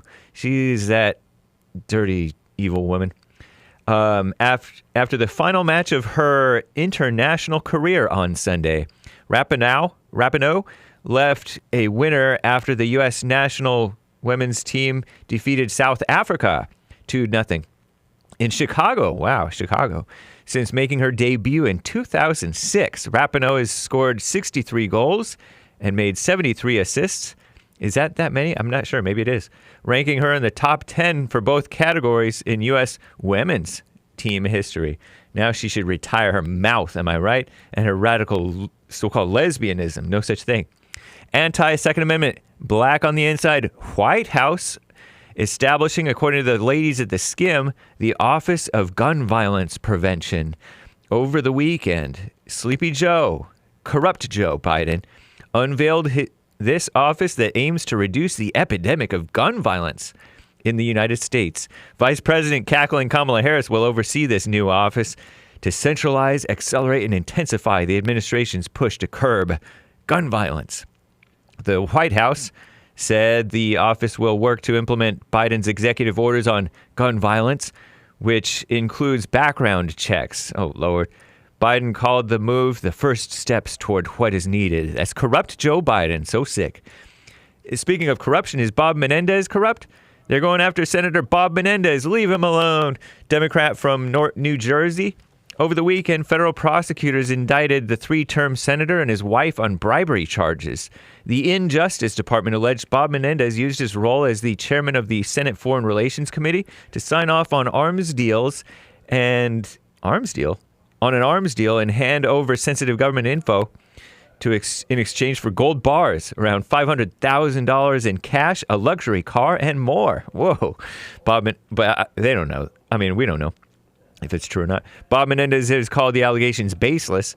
Lawmakers from both sides of the aisle, including the New Jersey delegation, are calling on him to give up his seat with 2024 just around the corner.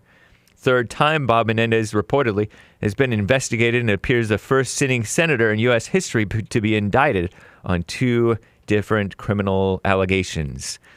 Armenians are fleeing the Azerbaijanis, or Janians, or whatever. Tensions rising in Nagorno-Karabakh. Yesterday, hundreds of ethnic Armenians fled the disputed region to nearby Armenia days after Azerbaijan launched an offensive to reclaim the territory. It ended in a ceasefire, but it's a mess. Been fighting since the 80s, I guess. I'm James Hake. Now back to JLP, Hour 3.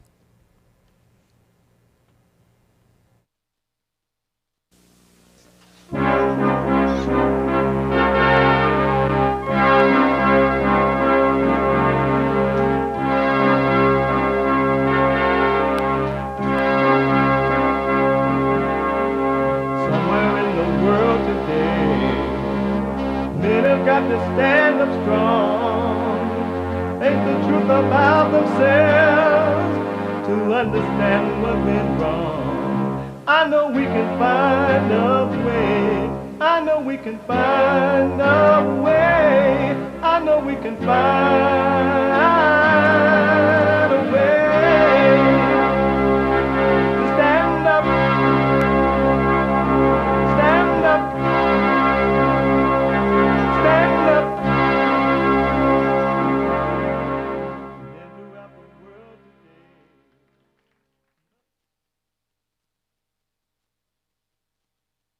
Uniting the races with truth instead of dividing them with lies.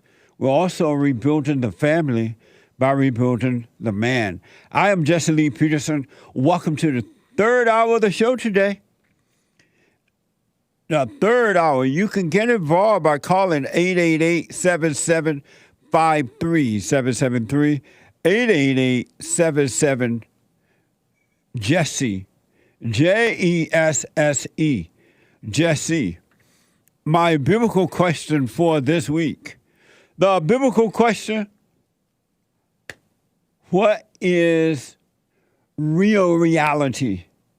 You ever think about that? What is real reality? It is an amazing question.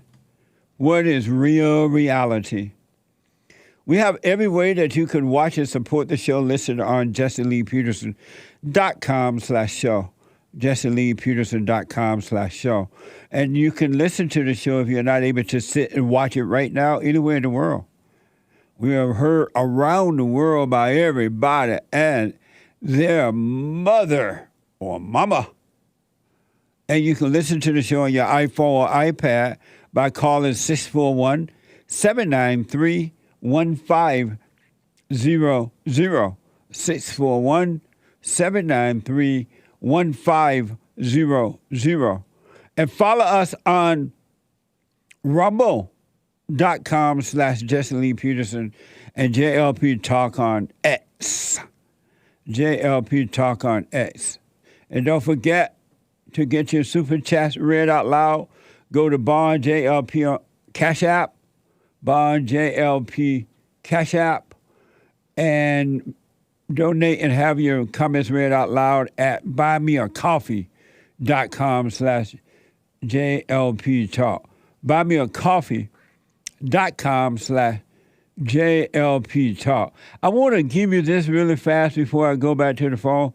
In the first hour today, we played sound bites from people who are lying and saying that a mother's job is the toughest job. There was a poll taken according to The Atlantic. A Parent magazine poll found that 92% of mothers agree with the statement. There's no tougher job than being a mother. They said mom, but I said mother. They are lying to you, folks. That is not true at all. It's amazing, but it's not true. I want to encourage you, all human beings, and there are men and women who are waking up to this now. They are getting to know what is driving them.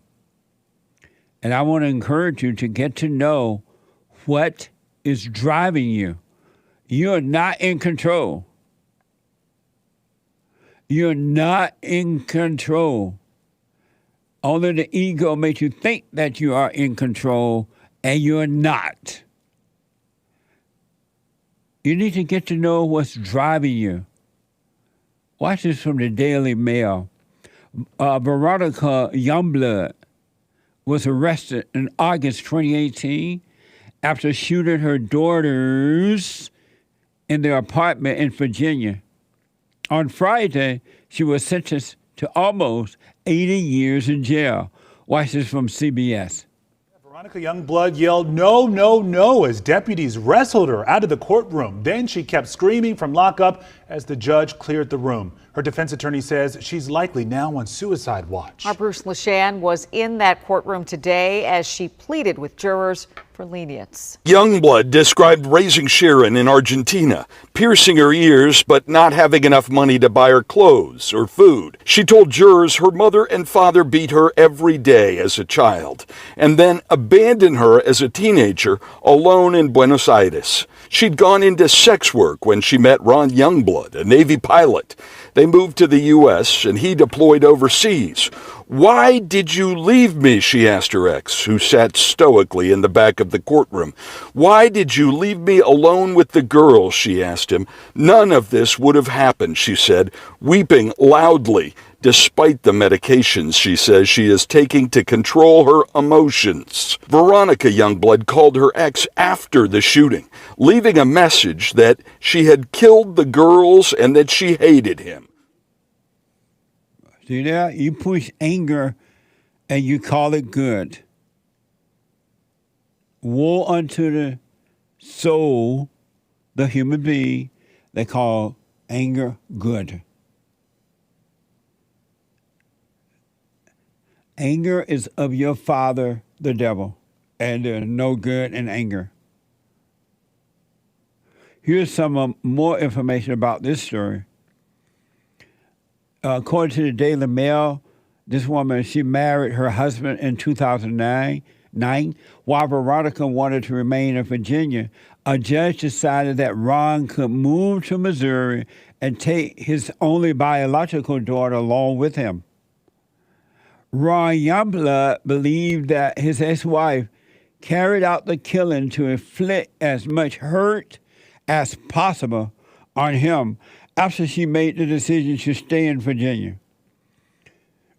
Ron said she knew those girls were the most important thing in my life. Those girls were leverage to her to get what she wanted from me. How many times have I told the men that these women use their children in order to hurt them, to get back at them?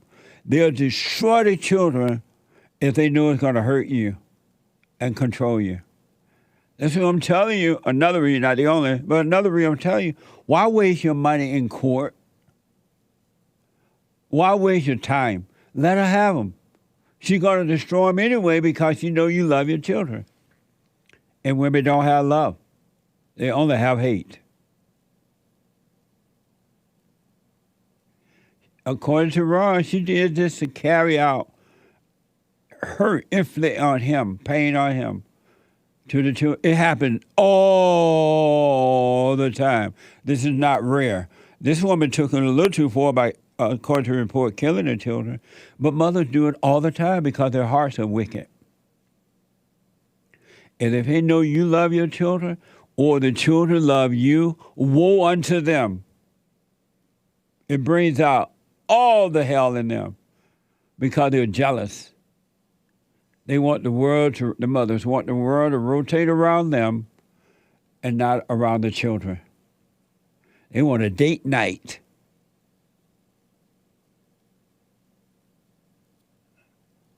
It goes on to say, before she was sentenced, Youngblood spoke for more than 30 minutes.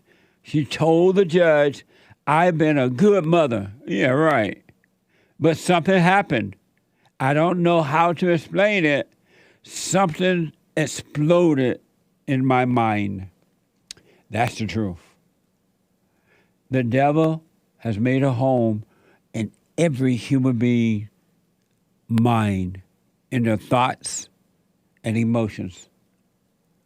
And if you're not aware, he will cause you to do things and say things and act in a way that you cannot believe. You must be born again of the Father. It's a spiritual battle. And every human being, if you want to be free, I don't care how rich, poor, color, what color you are, where you live, who your friends are and not family members, culture and all that crap. Jew, Gentile, Catholic, Allahu Akbar, Mormon, whatever your little religion is, Christianity, you must be born again if you want to be free. Rituals ain't going to do it. You can go to the Wailing Wall, and I've been there before, in Israel, and you can wail until the cows come home. But if you don't forgive, hell and damnation will be yours forever and a day. She doesn't know what happened to her. She doesn't know that evil was driving her, as it is every emotional person. And they always say, I just don't know what happened. I've asked people, why did you say that? Why did you do that? I don't know. They don't see what's driving them. They just don't know what happened, they say. According to the Daily Mail, Jesus Ayala, 18, and Jasmine Keys, 16, are suspected to intentionally strike Andreas Probst, a 64-year-old, while he was riding his bicycle down an empty highway on August 14. Watch this compilation. Laughing, encouraging, and recording. Allegedly, 2 young men in this stolen car drove recklessly down a Las Vegas street during an early morning in August. You can see in this video, shot by the passenger, the 2 hit at least one other vehicle before the car slows down to intentionally swerve into the bike lane, honk, and then slam into Andreas Probst. The 2 laugh while you can hear the car accelerate, leaving the victim on a busy highway. Jesus Ayala appearing in adult court for the first time Thursday, facing 18 charges, including murder. The accused driver appeared to show no remorse when he was taken into custody, even referring to the hit and run and telling an officer he'll get a slap on the wrist since he's in the juvenile system. As we've reported, he has a lengthy criminal history there. Police say the teens also stole 4 cars that day. Ayala, 17 at the time, now 18. Keys, 16 years old. It's a shocking story that even the teen's own mother cannot seem to grasp. Can you give us your family side of the story, please? I don't know what happened to my son. I don't know. I'm sorry. I don't know what happened to my son. I don't know. I'm sorry. I wonder if he's an illegal alien. I'm wondering. But that's what happens when you're angry. It's not shocking anymore to me to see this. I understand what's working now through human beings. And you know what? A whole bunch of those guys are crossing our borders right now as we speak. And then the media tell you that these are asylum seekers. None of these people should be coming in, but they say, oh, it's just mothers and children. No, it's not. It shouldn't even be that either. But they're mostly men, single men coming into our country. What do you think going to happen? I don't know if that guy, Arella, was illegal or not, but I'm just wondering out loud. According to the Daily Mail, Arella's mother said, I don't know what happened. No, I don't know why he did this. I don't know if God can forgive this. Key's mother responded and said, my son's side of the, that's a black woman, Key's mama, you know how black people are, right? My son's side of the story will be told. The truth, not the inaccuracies the media would try to portray. So apparently, according to the story, there was a Mexican guy driving, and a black guy was taking the pictures the video as you saw it. But the black mama talking about her son's story would be told. The truth, not the accuracy of the media. I wonder will she cry racism? I'm just wondering, will she cry racism? A mess, and it's only gonna get worse. The masses of the world, of my country, is gonna get worse. my country is not coming back. But you can live in my country and have perfect peace in spite of all the hell that's going on if you work on you. If you work on you. Let me go to Adam out of Oklahoma. Adam been waiting a long time. Adam, welcome to the show. You're on the air. Hey, how's it going? All is well, Adam. I'm gonna be real quick. I have Speak up a little louder, Adam, right into your phone. Can you hear me now? Go ahead. All right. Yeah, I had two questions. I'm going to be real quick. So yeah, I heard that you say that you can find and know God by forgiving your dad, and I've already forgiven my mom and my father. Mm-hmm. And one thing I've noticed is I really love my dad, like a lot. Yeah, I know what you mean. Around. Yeah. Yeah, just by being around him and just seeing him, it's just like looking at me and like I can't even explain it. You know what I mean? So, but Adam, just to add to that, I know how you feel because when I was a kid and when I would be around my father, even as a young adult, it was.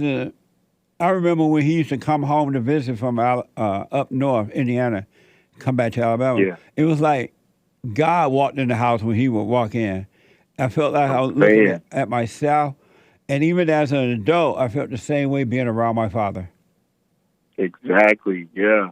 Yeah, because like we just went out to eat, and he was like on his way, and I was just getting kind of like excited, like for him, like just to walk through the door. Like it's different. Like I don't know, it's just an amazing feeling. Yeah. But what I was saying is because I remember you talked about how you and your father, how you became one with him, and that's how you knew God. I don't really know how that works. Like how does that work? How to really know God, the true God, by is it just like being around your dad? Like how does that work? Well, it's about forgiving your earthly father because the earthly father represents God on earth. He is the son of God. Even if he is a beta son, he's still the son of God, been turned away, but he's still a beta.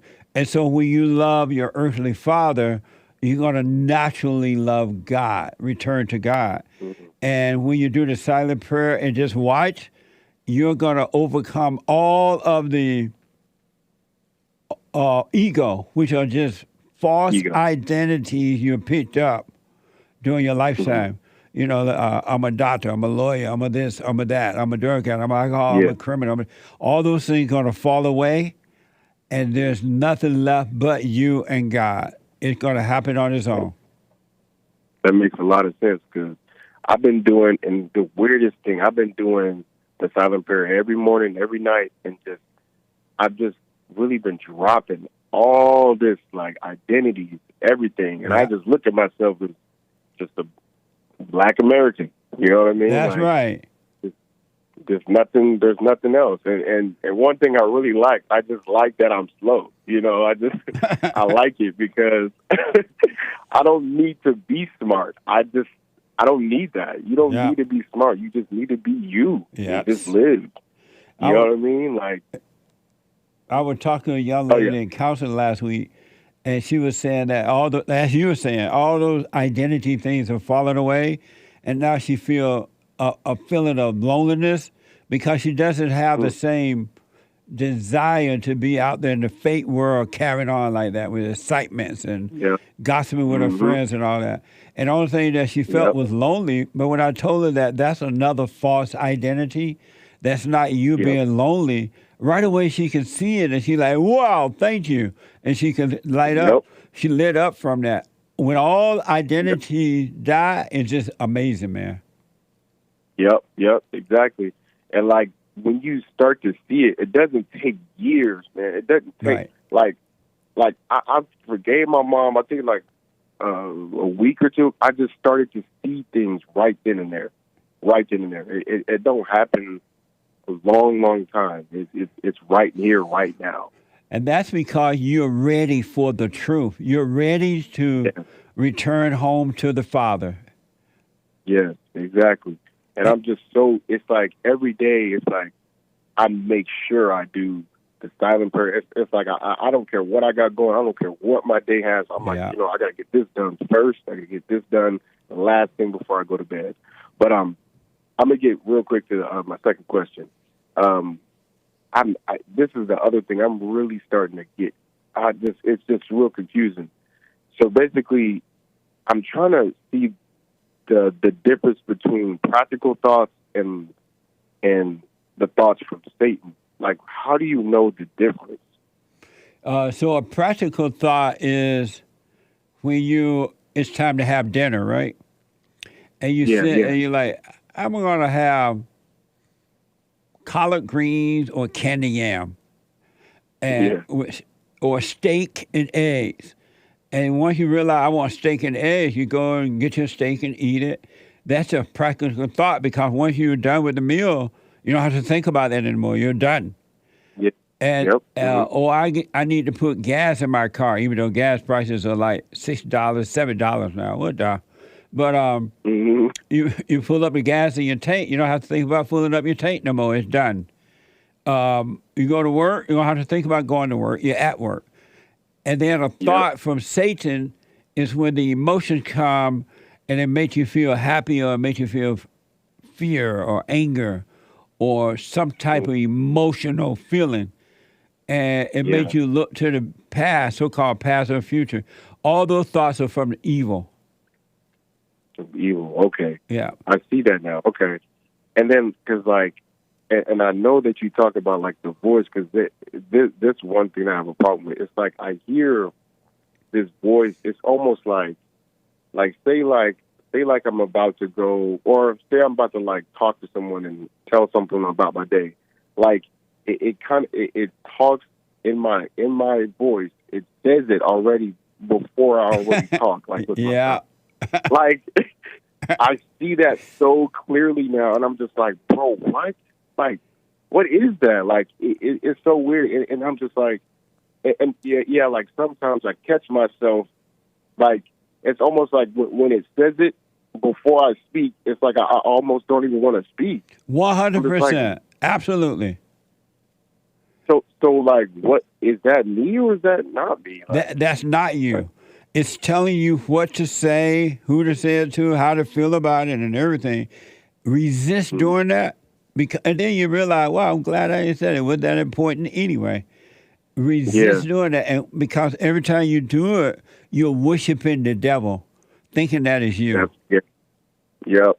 Okay, so basically, even if it's like saying like, like even if it's like I don't know.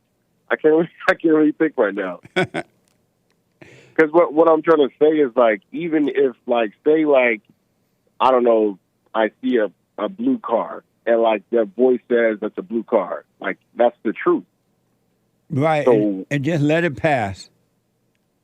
Oh, so basically don't even associate with it. Just let it. Okay. Just let it pass. I see. You pay no attention to it at all. Man, that is so weird. It's like, it's so weird because you start to really see like, okay, obviously I see the thoughts, but then you see this voice that it's like, it's crazy because it's really nothing. It's just a voice. Like it's no human. It's no nothing. It's literally just a voice. And when you speak, that's your voice. But it's not. It's man.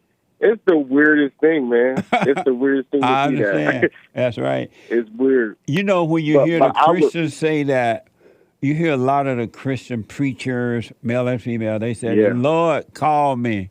I heard the voice of the Lord.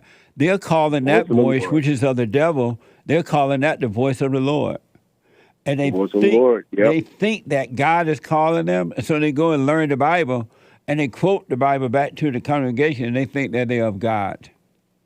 Yep, exactly. And when I was in church, they would say the voice of God is like this small, still voice, and they use the voice that's in their mind. Yes. That's literally what they use. And I'm just like, I just don't think that's God at all. I don't. It's not. That's the devil disguising his voice as God, and they don't know the difference. Even though the Bible tells them that his voice is a voiceless voice, they still listen to that voice that you were talking about earlier. It's crazy. Yep, exactly. And I just think about it so good that it's like, if God really wanted to speak to everyone, I'm sure he wouldn't make the Bible so accessible to everyone and everything. And speaking through the mind, like, I just don't think God would do that. I just don't think he could do that. It's like that just doesn't make any sense to me. That's why God wants us to be still and know him and have no ideas about who he is or anything. And even when we use the word God, it's just a word, but do not get into feelings or ideas from that word God. You be aware you're just using a word, and then the Spirit of the Father will work on your behalf. Work on the behalf. Okay, good. Yeah. And in closing, so basically, because I'm really eager to really know God truly, so to really know him is just, it's not through my earthly father. It's just through, like, how is it again? It's by you not resenting your earthly father, and then when you forgave him, God took away all resentment and gave you his love, his light, and it's that light that's drawing you all the way to him if you don't stop. Stay with the prayer and just watch as you're doing with these. They're not you. You're not your thoughts. You're not the emotions. So you're dying from that, and you're coming to know the Father. You should know him. Should know, and that'll just happen naturally. You can't make it happen. No one can make it happen. Yep. It will happen naturally. It makes a lot of sense. Okay, amazing. Oh, and, amazing. There's one more comment. I just wanted to say, like, I usually used to put men or man on the pedestal, but I want to say God that's working through you, and to get through a lot of people. Because usually, people put, Jesse as the, top, you know what I mean? But right. It's kind of like what they did with Jesus. Like, they held him high and made him God. And he's like, no, not me. Yeah. Man, I'm talking about God, man. Like, that's the real dude. You know what I'm saying? You feel me? That's who absolutely, really man. So you're absolutely I really right. thank God. But yeah, but he chose the right person though. He chose Jesse, to work through him. So that's amazing. Amazing. Thank you, Adam. Right. I appreciate it, man. Thank you. Most definitely, indeed. Stay on that path, that straight and narrow path. No matter what happened outside of you, if you get back into the thought for a minute, come back to the present, and stay on that path. Just stay there. You ever seen anything? It gets better. Most definitely. I cannot wait. This is amazing path, man. Amazing. Amazing. That's right. Take care, buddy. All right. All right. It's like the more you give to me, the more I want. The more you give, the more you want. Matthew is the first time call out of Canada. Matthew, welcome to the show. You're on the air. Oh, thanks, buddy. You're welcome. A long-time listener of the show. I'm about to embarrass myself, but I don't care because it's for love. I have an amazing story. Amazing. That involves you. So, in 2020, I started having these dreams about this girl, and I believe God showed me who she was. And so I got in touch with her and tried to help her out. She was into drugs and OnlyFans and all that kind of stuff. And I've been trying to marry her for about 3 years now. What do you think I should do? Walk away real fast. Yeah? That dream and that girl is from hell. God is not going to send you a woman that you got to fix up and then marry her. When God sent it to you, it's already done. It's already perfect. But it was exactly her in every detail. Even the city she lives in, how she looks, her hair. But that's what the devil would do. He's not going to send you a drug addict to marry. But she got off drugs now. She's clean now. But God's not going to send you something you have to fix up in order to live in it. Oh, okay. I would not. I recommend do what you want, of course, Matt. You may have to go through that hell to understand it, but that's not from God. Yeah. Why haven't you? Think so? Why haven't you married her already?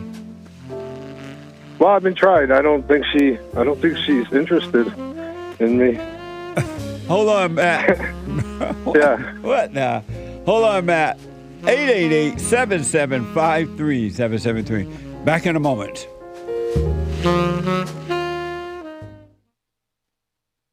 I noticed after a while that when these guys overcome their anger, they have amazing ideas about starting a business, but because they've been told that if you don't get a loan from the bank, or if you don't have a 5-year plan, or if you don't do this, and it's just simply not true, it's the first step.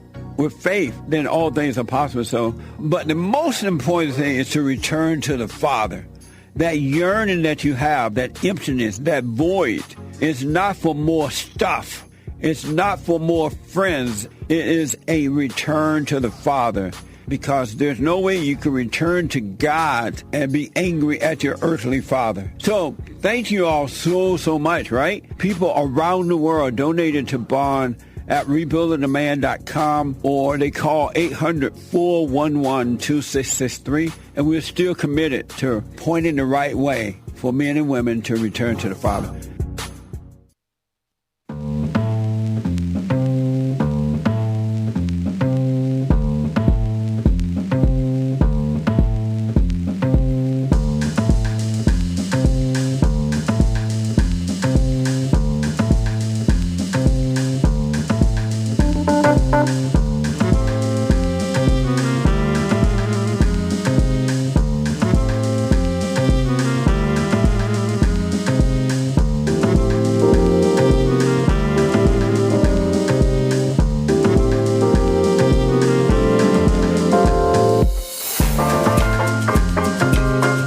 Treasure Chest is now open on D-Live.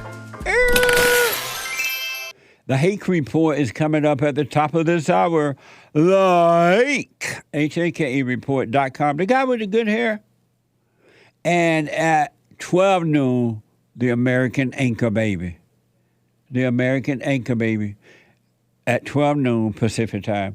Don't forget to podcast Joel Friday TV. He be like, he's here every Tuesday. Joel Friday TV. He be like, and then every Wednesday now, wow, Hassan, W-O-W, Walking on Water. Wow, Hassan.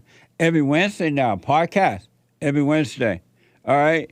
Let me go quickly back to Matt from Canada. He had this dream about some woman that was on drugs and some type of online something. What was that he said about online? OnlyFans, maybe? Oh, OnlyFans, whatever that means. And now he's trying to marry her, but it won't. She's not interested, it seems. Am I right, Matt? Yeah, you there? Yeah. Well, here's the ironic part of the story, though. So the dreams I had of her were very accurate, and she was on your show. It was Ruby Spacek. Matt. I don't know who that is, but Matt. You debated her on the Kill stream. Oh, okay. The moment I seen her on your stream, I knew that was exactly the girl from the dreams.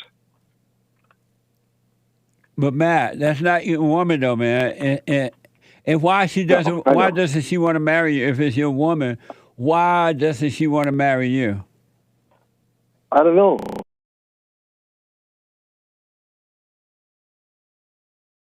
Matt, liberal stuff. Are you joking me or are you serious? I'm serious. Matt, if it was from God, it would happen easily. Okay. It's not from God, buddy. Are you doing the silent prayer? Yeah, I've tried it before. I prayed for her too. No, even though I'm not religious myself, I don't really believe in God, but I tried that for her. I went to a church with a friend because she said that she was getting into religion. Matt. Just in case, you know. Right. Here's what I recommend, buddy. Forget about that. Do the silent prayer. Watch those thoughts. Have you gone and forgiven your mother? Yeah, pretty much. Yeah. You went and forgave her? Yeah. Oh, yeah. Lots of times. Too many times to count. Why so many? well, because she just keeps doing the same shit over and over again. So, but that's not. I mean, once you forgive her, you're done with her. No, we still talk. She's my mom, man. Come on. Amazing. Well, here's what I recommend: you do the silent prayer, and when God give you a woman, it's going to happen easily and nicely. And it'll be the right woman for you, not one you got to fix up. Repair. Yeah, I just want monogamy, marriage, children, the normal stuff. You know what I mean? Yeah, that'll be added to you. Do the silent prayer. All right. All right, buddy. Amazing.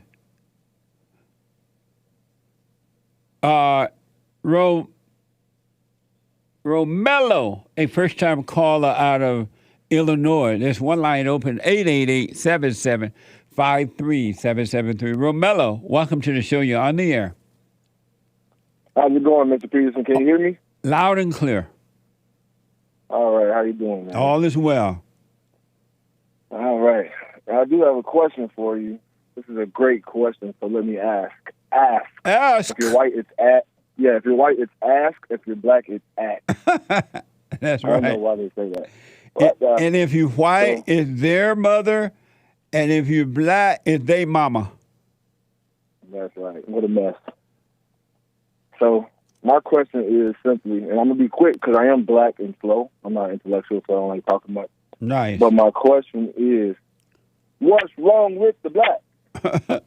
What's wrong with the blacks? What is wrong with the blacks? I don't know what's wrong. They hate God.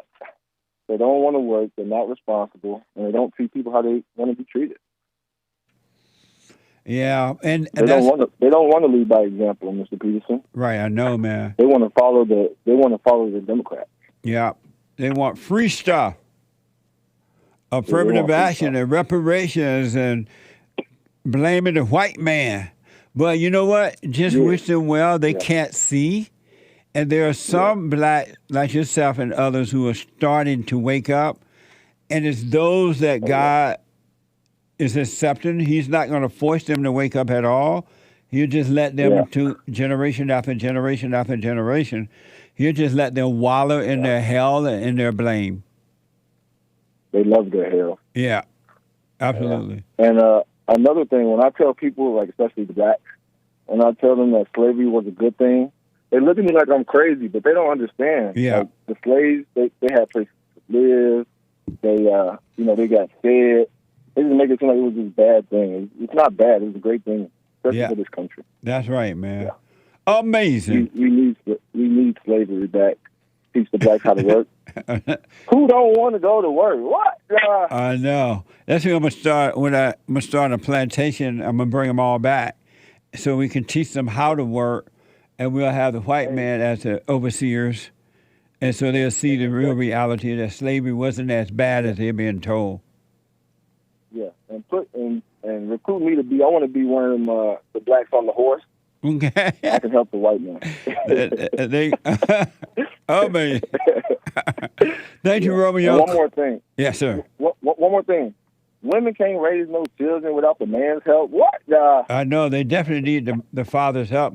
And we played the story in the front of the hour. They were saying that how these women are calling themselves, saying that being a mother is the hardest job ever, which is not true. They need the father to lead them in how to raise the children. They can't do it on their own. That's right. Thank you, Romello. I got to call me again, man. Yes, sir. All right. I'm glad you're out there, man. Keep it up, all right? Oh, yeah. All righty. All right, buddy. See, there are people waking up. It's not about the color. And there are some blacks who are waking up to the truth, men and women. If you doubt me, listen to last Sunday's fellowship, yesterday's fellowship, rebuildingtheman.com/church. And last Thursday night, women's forum that we hold every Thursday night, it was mind-blowing, amazing. They're returning to their fathers. Gabriel is a first-time caller, and there's a line open, 888-77-JESSE. Gabriel is a first-time caller out of Texas. Gabriel, welcome to the show. You're on the air. Hi, Jesse Peterson. How are you? I saw your debate with Aaron Ra, and you kept asking Aaron Ra Have you ever seen a human give birth to a monkey? But for some reason, you won that argument. You talking about evolution, right? Yes. No, they said that human beings come from ape or something like that. And I asked, but you didn't understand. I asked him if he ever seen a ape turn into a human being since he's been living. He said no. But human beings are apes. No, have you ever seen an ape turn into a human? Human beings are apes. A what? They're part of the same family. If you go to Wikipedia, you will see that they're part of the same family. So you came from an ape? No. Are you an ape? Humans and monkeys have a common ancestor called Homo habilis. Are you an ape? We're cousins. We're distant cousins from the apes. So, Jamie, calm down a little bit. Are you saying that you're a cousin to an ape? We're distant cousins. We share 99% of our DNA with modern monkeys, with bonobos, with modern primates. We're part of the same family. So you're saying that Gabriel from Texas, you're saying that you're a part ape? We all are part apes. Are you talking about yourself, though? Are you saying... Taxonomy of great apes. We are apes. Are you saying that you are ape? We are apes. Who are you speaking when you say we? Who are you speaking for? Are you a human being? Yeah, but not. I live in a human body, but I'm not an ape. I don't have. Are you a Homo sapien? I don't have any of that in my family. Are you a Homo sapien? No. Yes, you are. Gabriel, are you saying that Gabriel from Texas, your family is from the ape? We are primates. Thank you, buddy. He won't answer the question. He's not answering the question. He's trying to add everybody to his mess. Donna is out of Oregon. Donna, welcome to the show. You're on the air. Hey, Jesse. How are you? I'm doing good. It's the third time we talked. Amazing. It's the third time. Yeah, we talked years ago. I think it was 2013, and you gave me some books. And then the second time we talked, I cried the whole time. And so this is the third time, and I'm updating on all that slinging snot I was doing. All right. So what the? So you told me about the silent prayer, and you talked about me apologizing or forgiving my father. And I did forgive him for molesting me. I did. Nice. I did right away. He did it before I could speak. I'm in menopause right now. So he did it. I just now remembered in the last years. My mother grew up in an orphanage, so she didn't know that she couldn't leave me with everybody. So she left me with multiple people because she had to work. So she's dead now. So I can't. Yeah, so I'm married now, and me and my husband, we are Christian. But what I was crying for that second time when I called you, is that I did not want to do all of this, go through what I'm going through now, which I didn't know then, alone, without my family, without my sister. And it's just sad that, I don't have an earthly father because of what he did.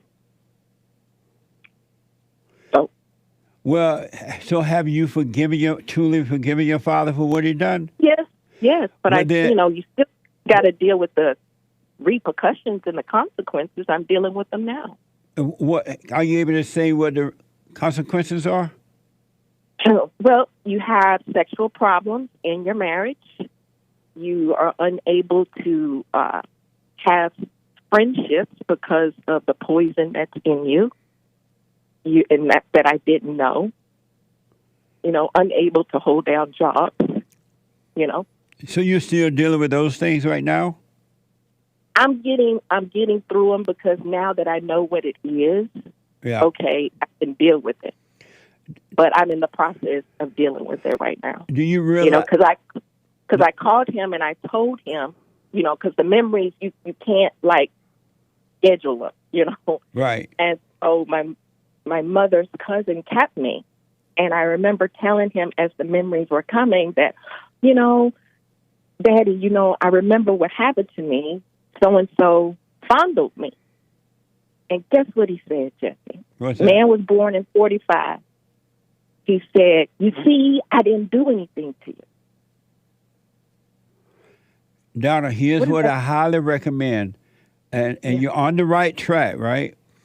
And you understand that if he did this to you, it wasn't him, but it was that evil spirit that was driving him, right? It wasn't him. Do you clearly understand that?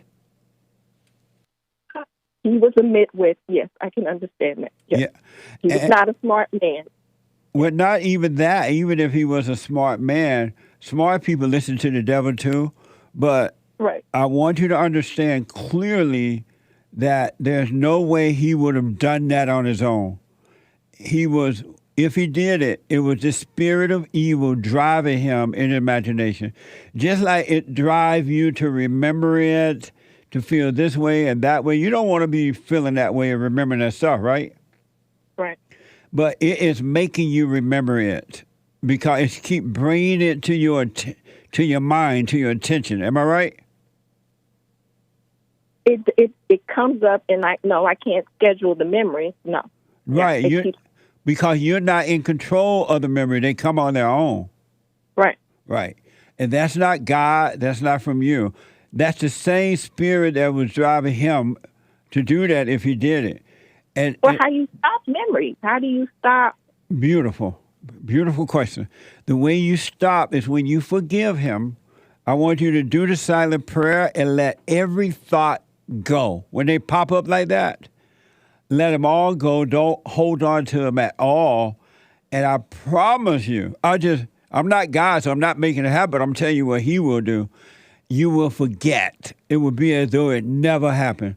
And the devil... You know what the devil stands on with people like me? He stands on a half-truth. The half-truth says that I am alone when I know I'm not. Right. You're not alone. Donna, you're not alone. God is with you. So you got to really, really... Are you doing the silent prayer now every morning, every night? No, I didn't do it. I read the word every day, but I have not done the silent prayer. Donna, no wonder. What the suffer? I'm a loser, I know. You're not a loser. You've been tricked by the devil.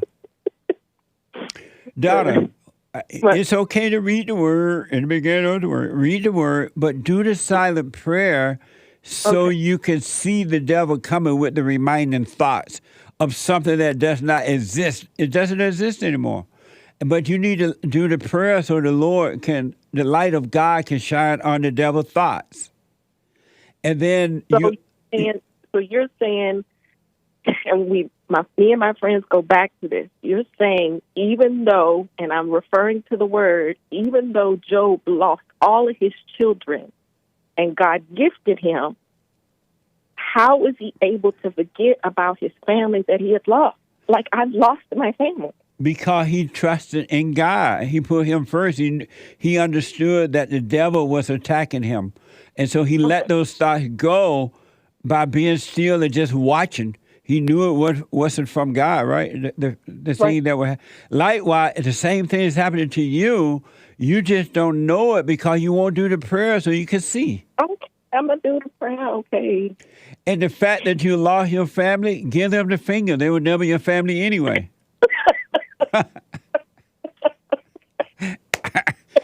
Because if they had real love, they would have never judged you like that. They would be with you. Right. My sister goes to T.D. Jake's church. Lord. Yeah, she's been going there for a long time. And so she don't talk to me. She's blocked me. Donna, wish them well and move on with your life. Don't be angry. They can't see. But I really... Lastly, my husband, we both got together and we both have childhood trauma. I'm weepy. He's massively angry. Yeah. Everybody has it. That's why you must be born again.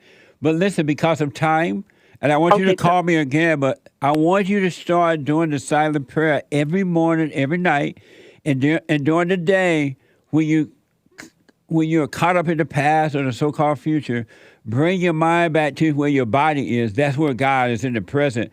And you will see that you're not alone. And How should I treat my husband? What should I do for him? Ain't nothing you can do for him but wish him well. You just work on you. What's the well in the bed? I live with the bed. Right. But you can't do anything about it. You'll see what to do if you work on yourself, all right? Okay. That makes sense? Yes, it does. So listen, it's not enough to just read the Bible. You want to wake up and see what's going on inside of you. And so now that you dealt with your father, he really couldn't help him. It wasn't right if he did it, but it wasn't him. And so I want you to do the silent prayer, Donna, so you can see those thoughts. And you got my word on it. What man would answer his child, see, I didn't do something? It sounds like he's guilty, don't it? Well, he may not. It may be hard for him to admit that. Whether he admit it or not, you forgive him anyway. Yeah, it don't matter. Right. It doesn't. It's about you. It's not about him. Right. Okay. And so do the silent prayer so you can watch those thoughts, and eventually the devil will try to make you remember again. It will have no effect on you at all. It will be as though it never happened because your soul will heal. Your body has already healed. Now your soul will heal if you let the light of God do it for you. Okay, I'll do that. All right, let me know how it goes, all right?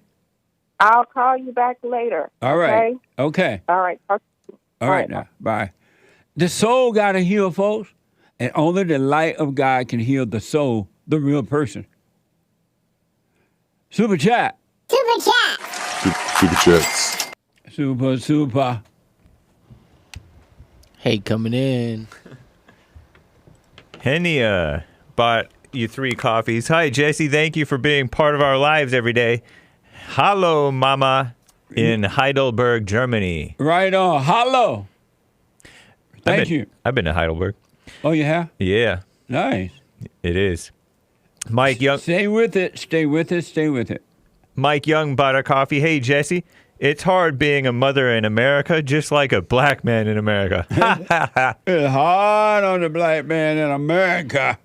What the? Thank you, Mike. Mr. J bought a coffee.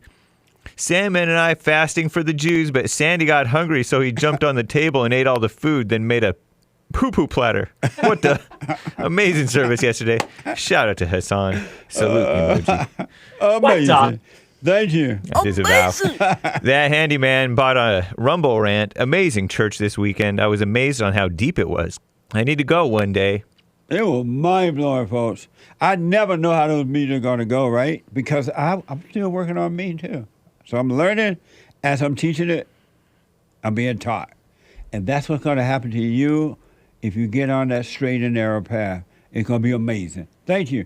RebuildingTheMan.com/church if you want to check it out. You can podcast it. Thank you. We had no questions Sunday says. Couple from Netherlands coming from Georgia. Almost there. Phew, yesterday's church was something all right. What helped me was when thoughts or feelings wanted me to do something.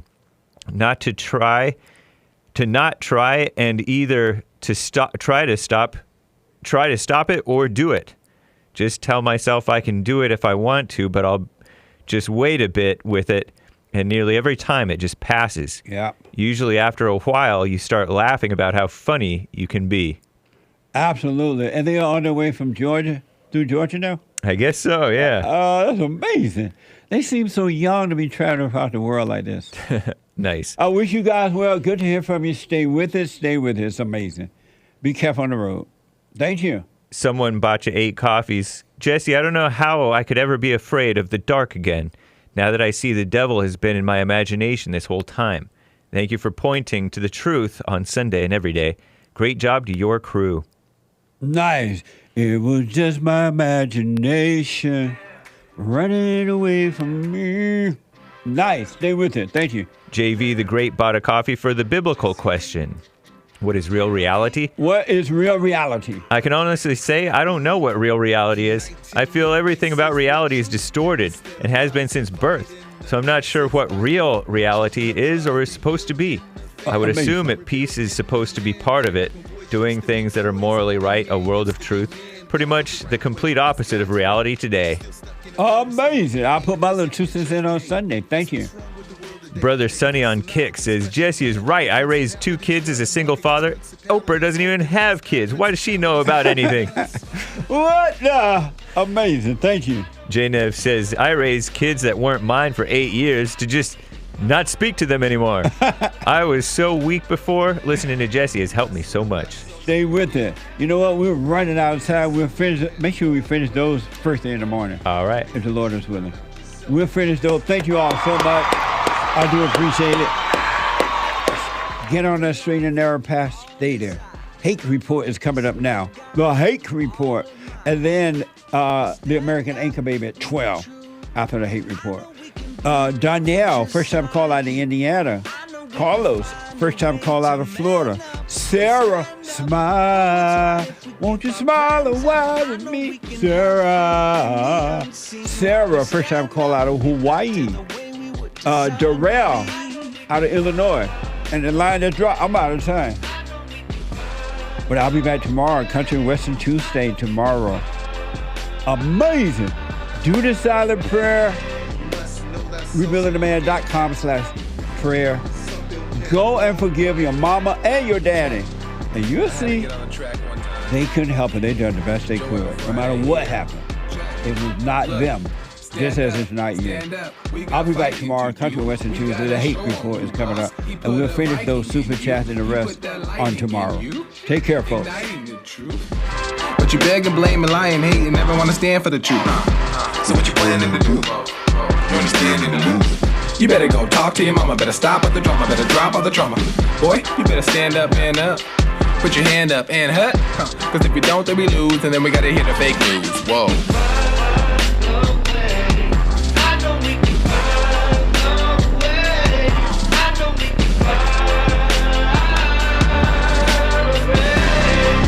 Know that so you get something went wrong, but face the truth about yourself and just seek first God's kingdom, cause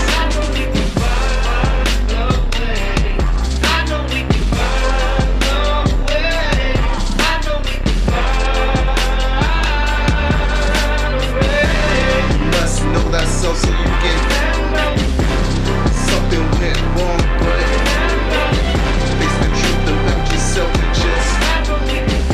seek first God's kingdom, cause I know we can find a way. I know we can find a way.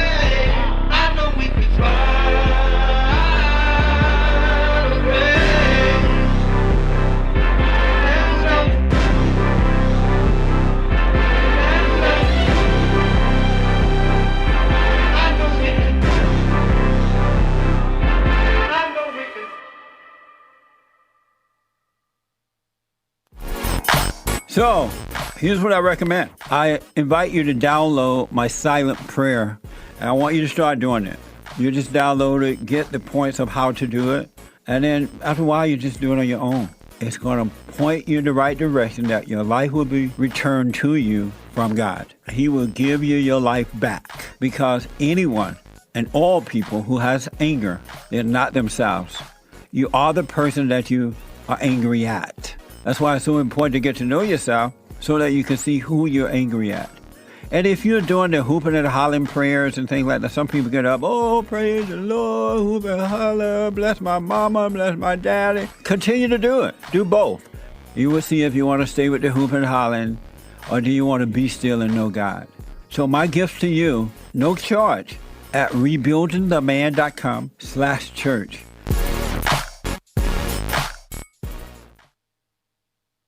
Anytime you have situations happening in your life, always be still. Don't overreact. Most of the people that I know, they say, oh, I know Jesus. I love Jesus. I'm an observer. And as soon as something don't go their way, they get mad. I'm like, what the? If you overreact, folks, remember to do that. Don't overreact. And when you get mad, it's your problem. It ain't your wife's problem, your husband's problem, your neighbor, your friend, your preacher, your teacher. It's your problem. Why you think you tick? It didn't go your way. or the way you think it should go. Don't have a way you think it should go. Let life just happen. Thoughts make you think that life should go the way you want it to go. And if it doesn't, if someone don't do or say or act the way you think they should act, you hate them. And then you blame them for being mad. It's the darndest thing I ever seen. But it's amazing to see it. So relax.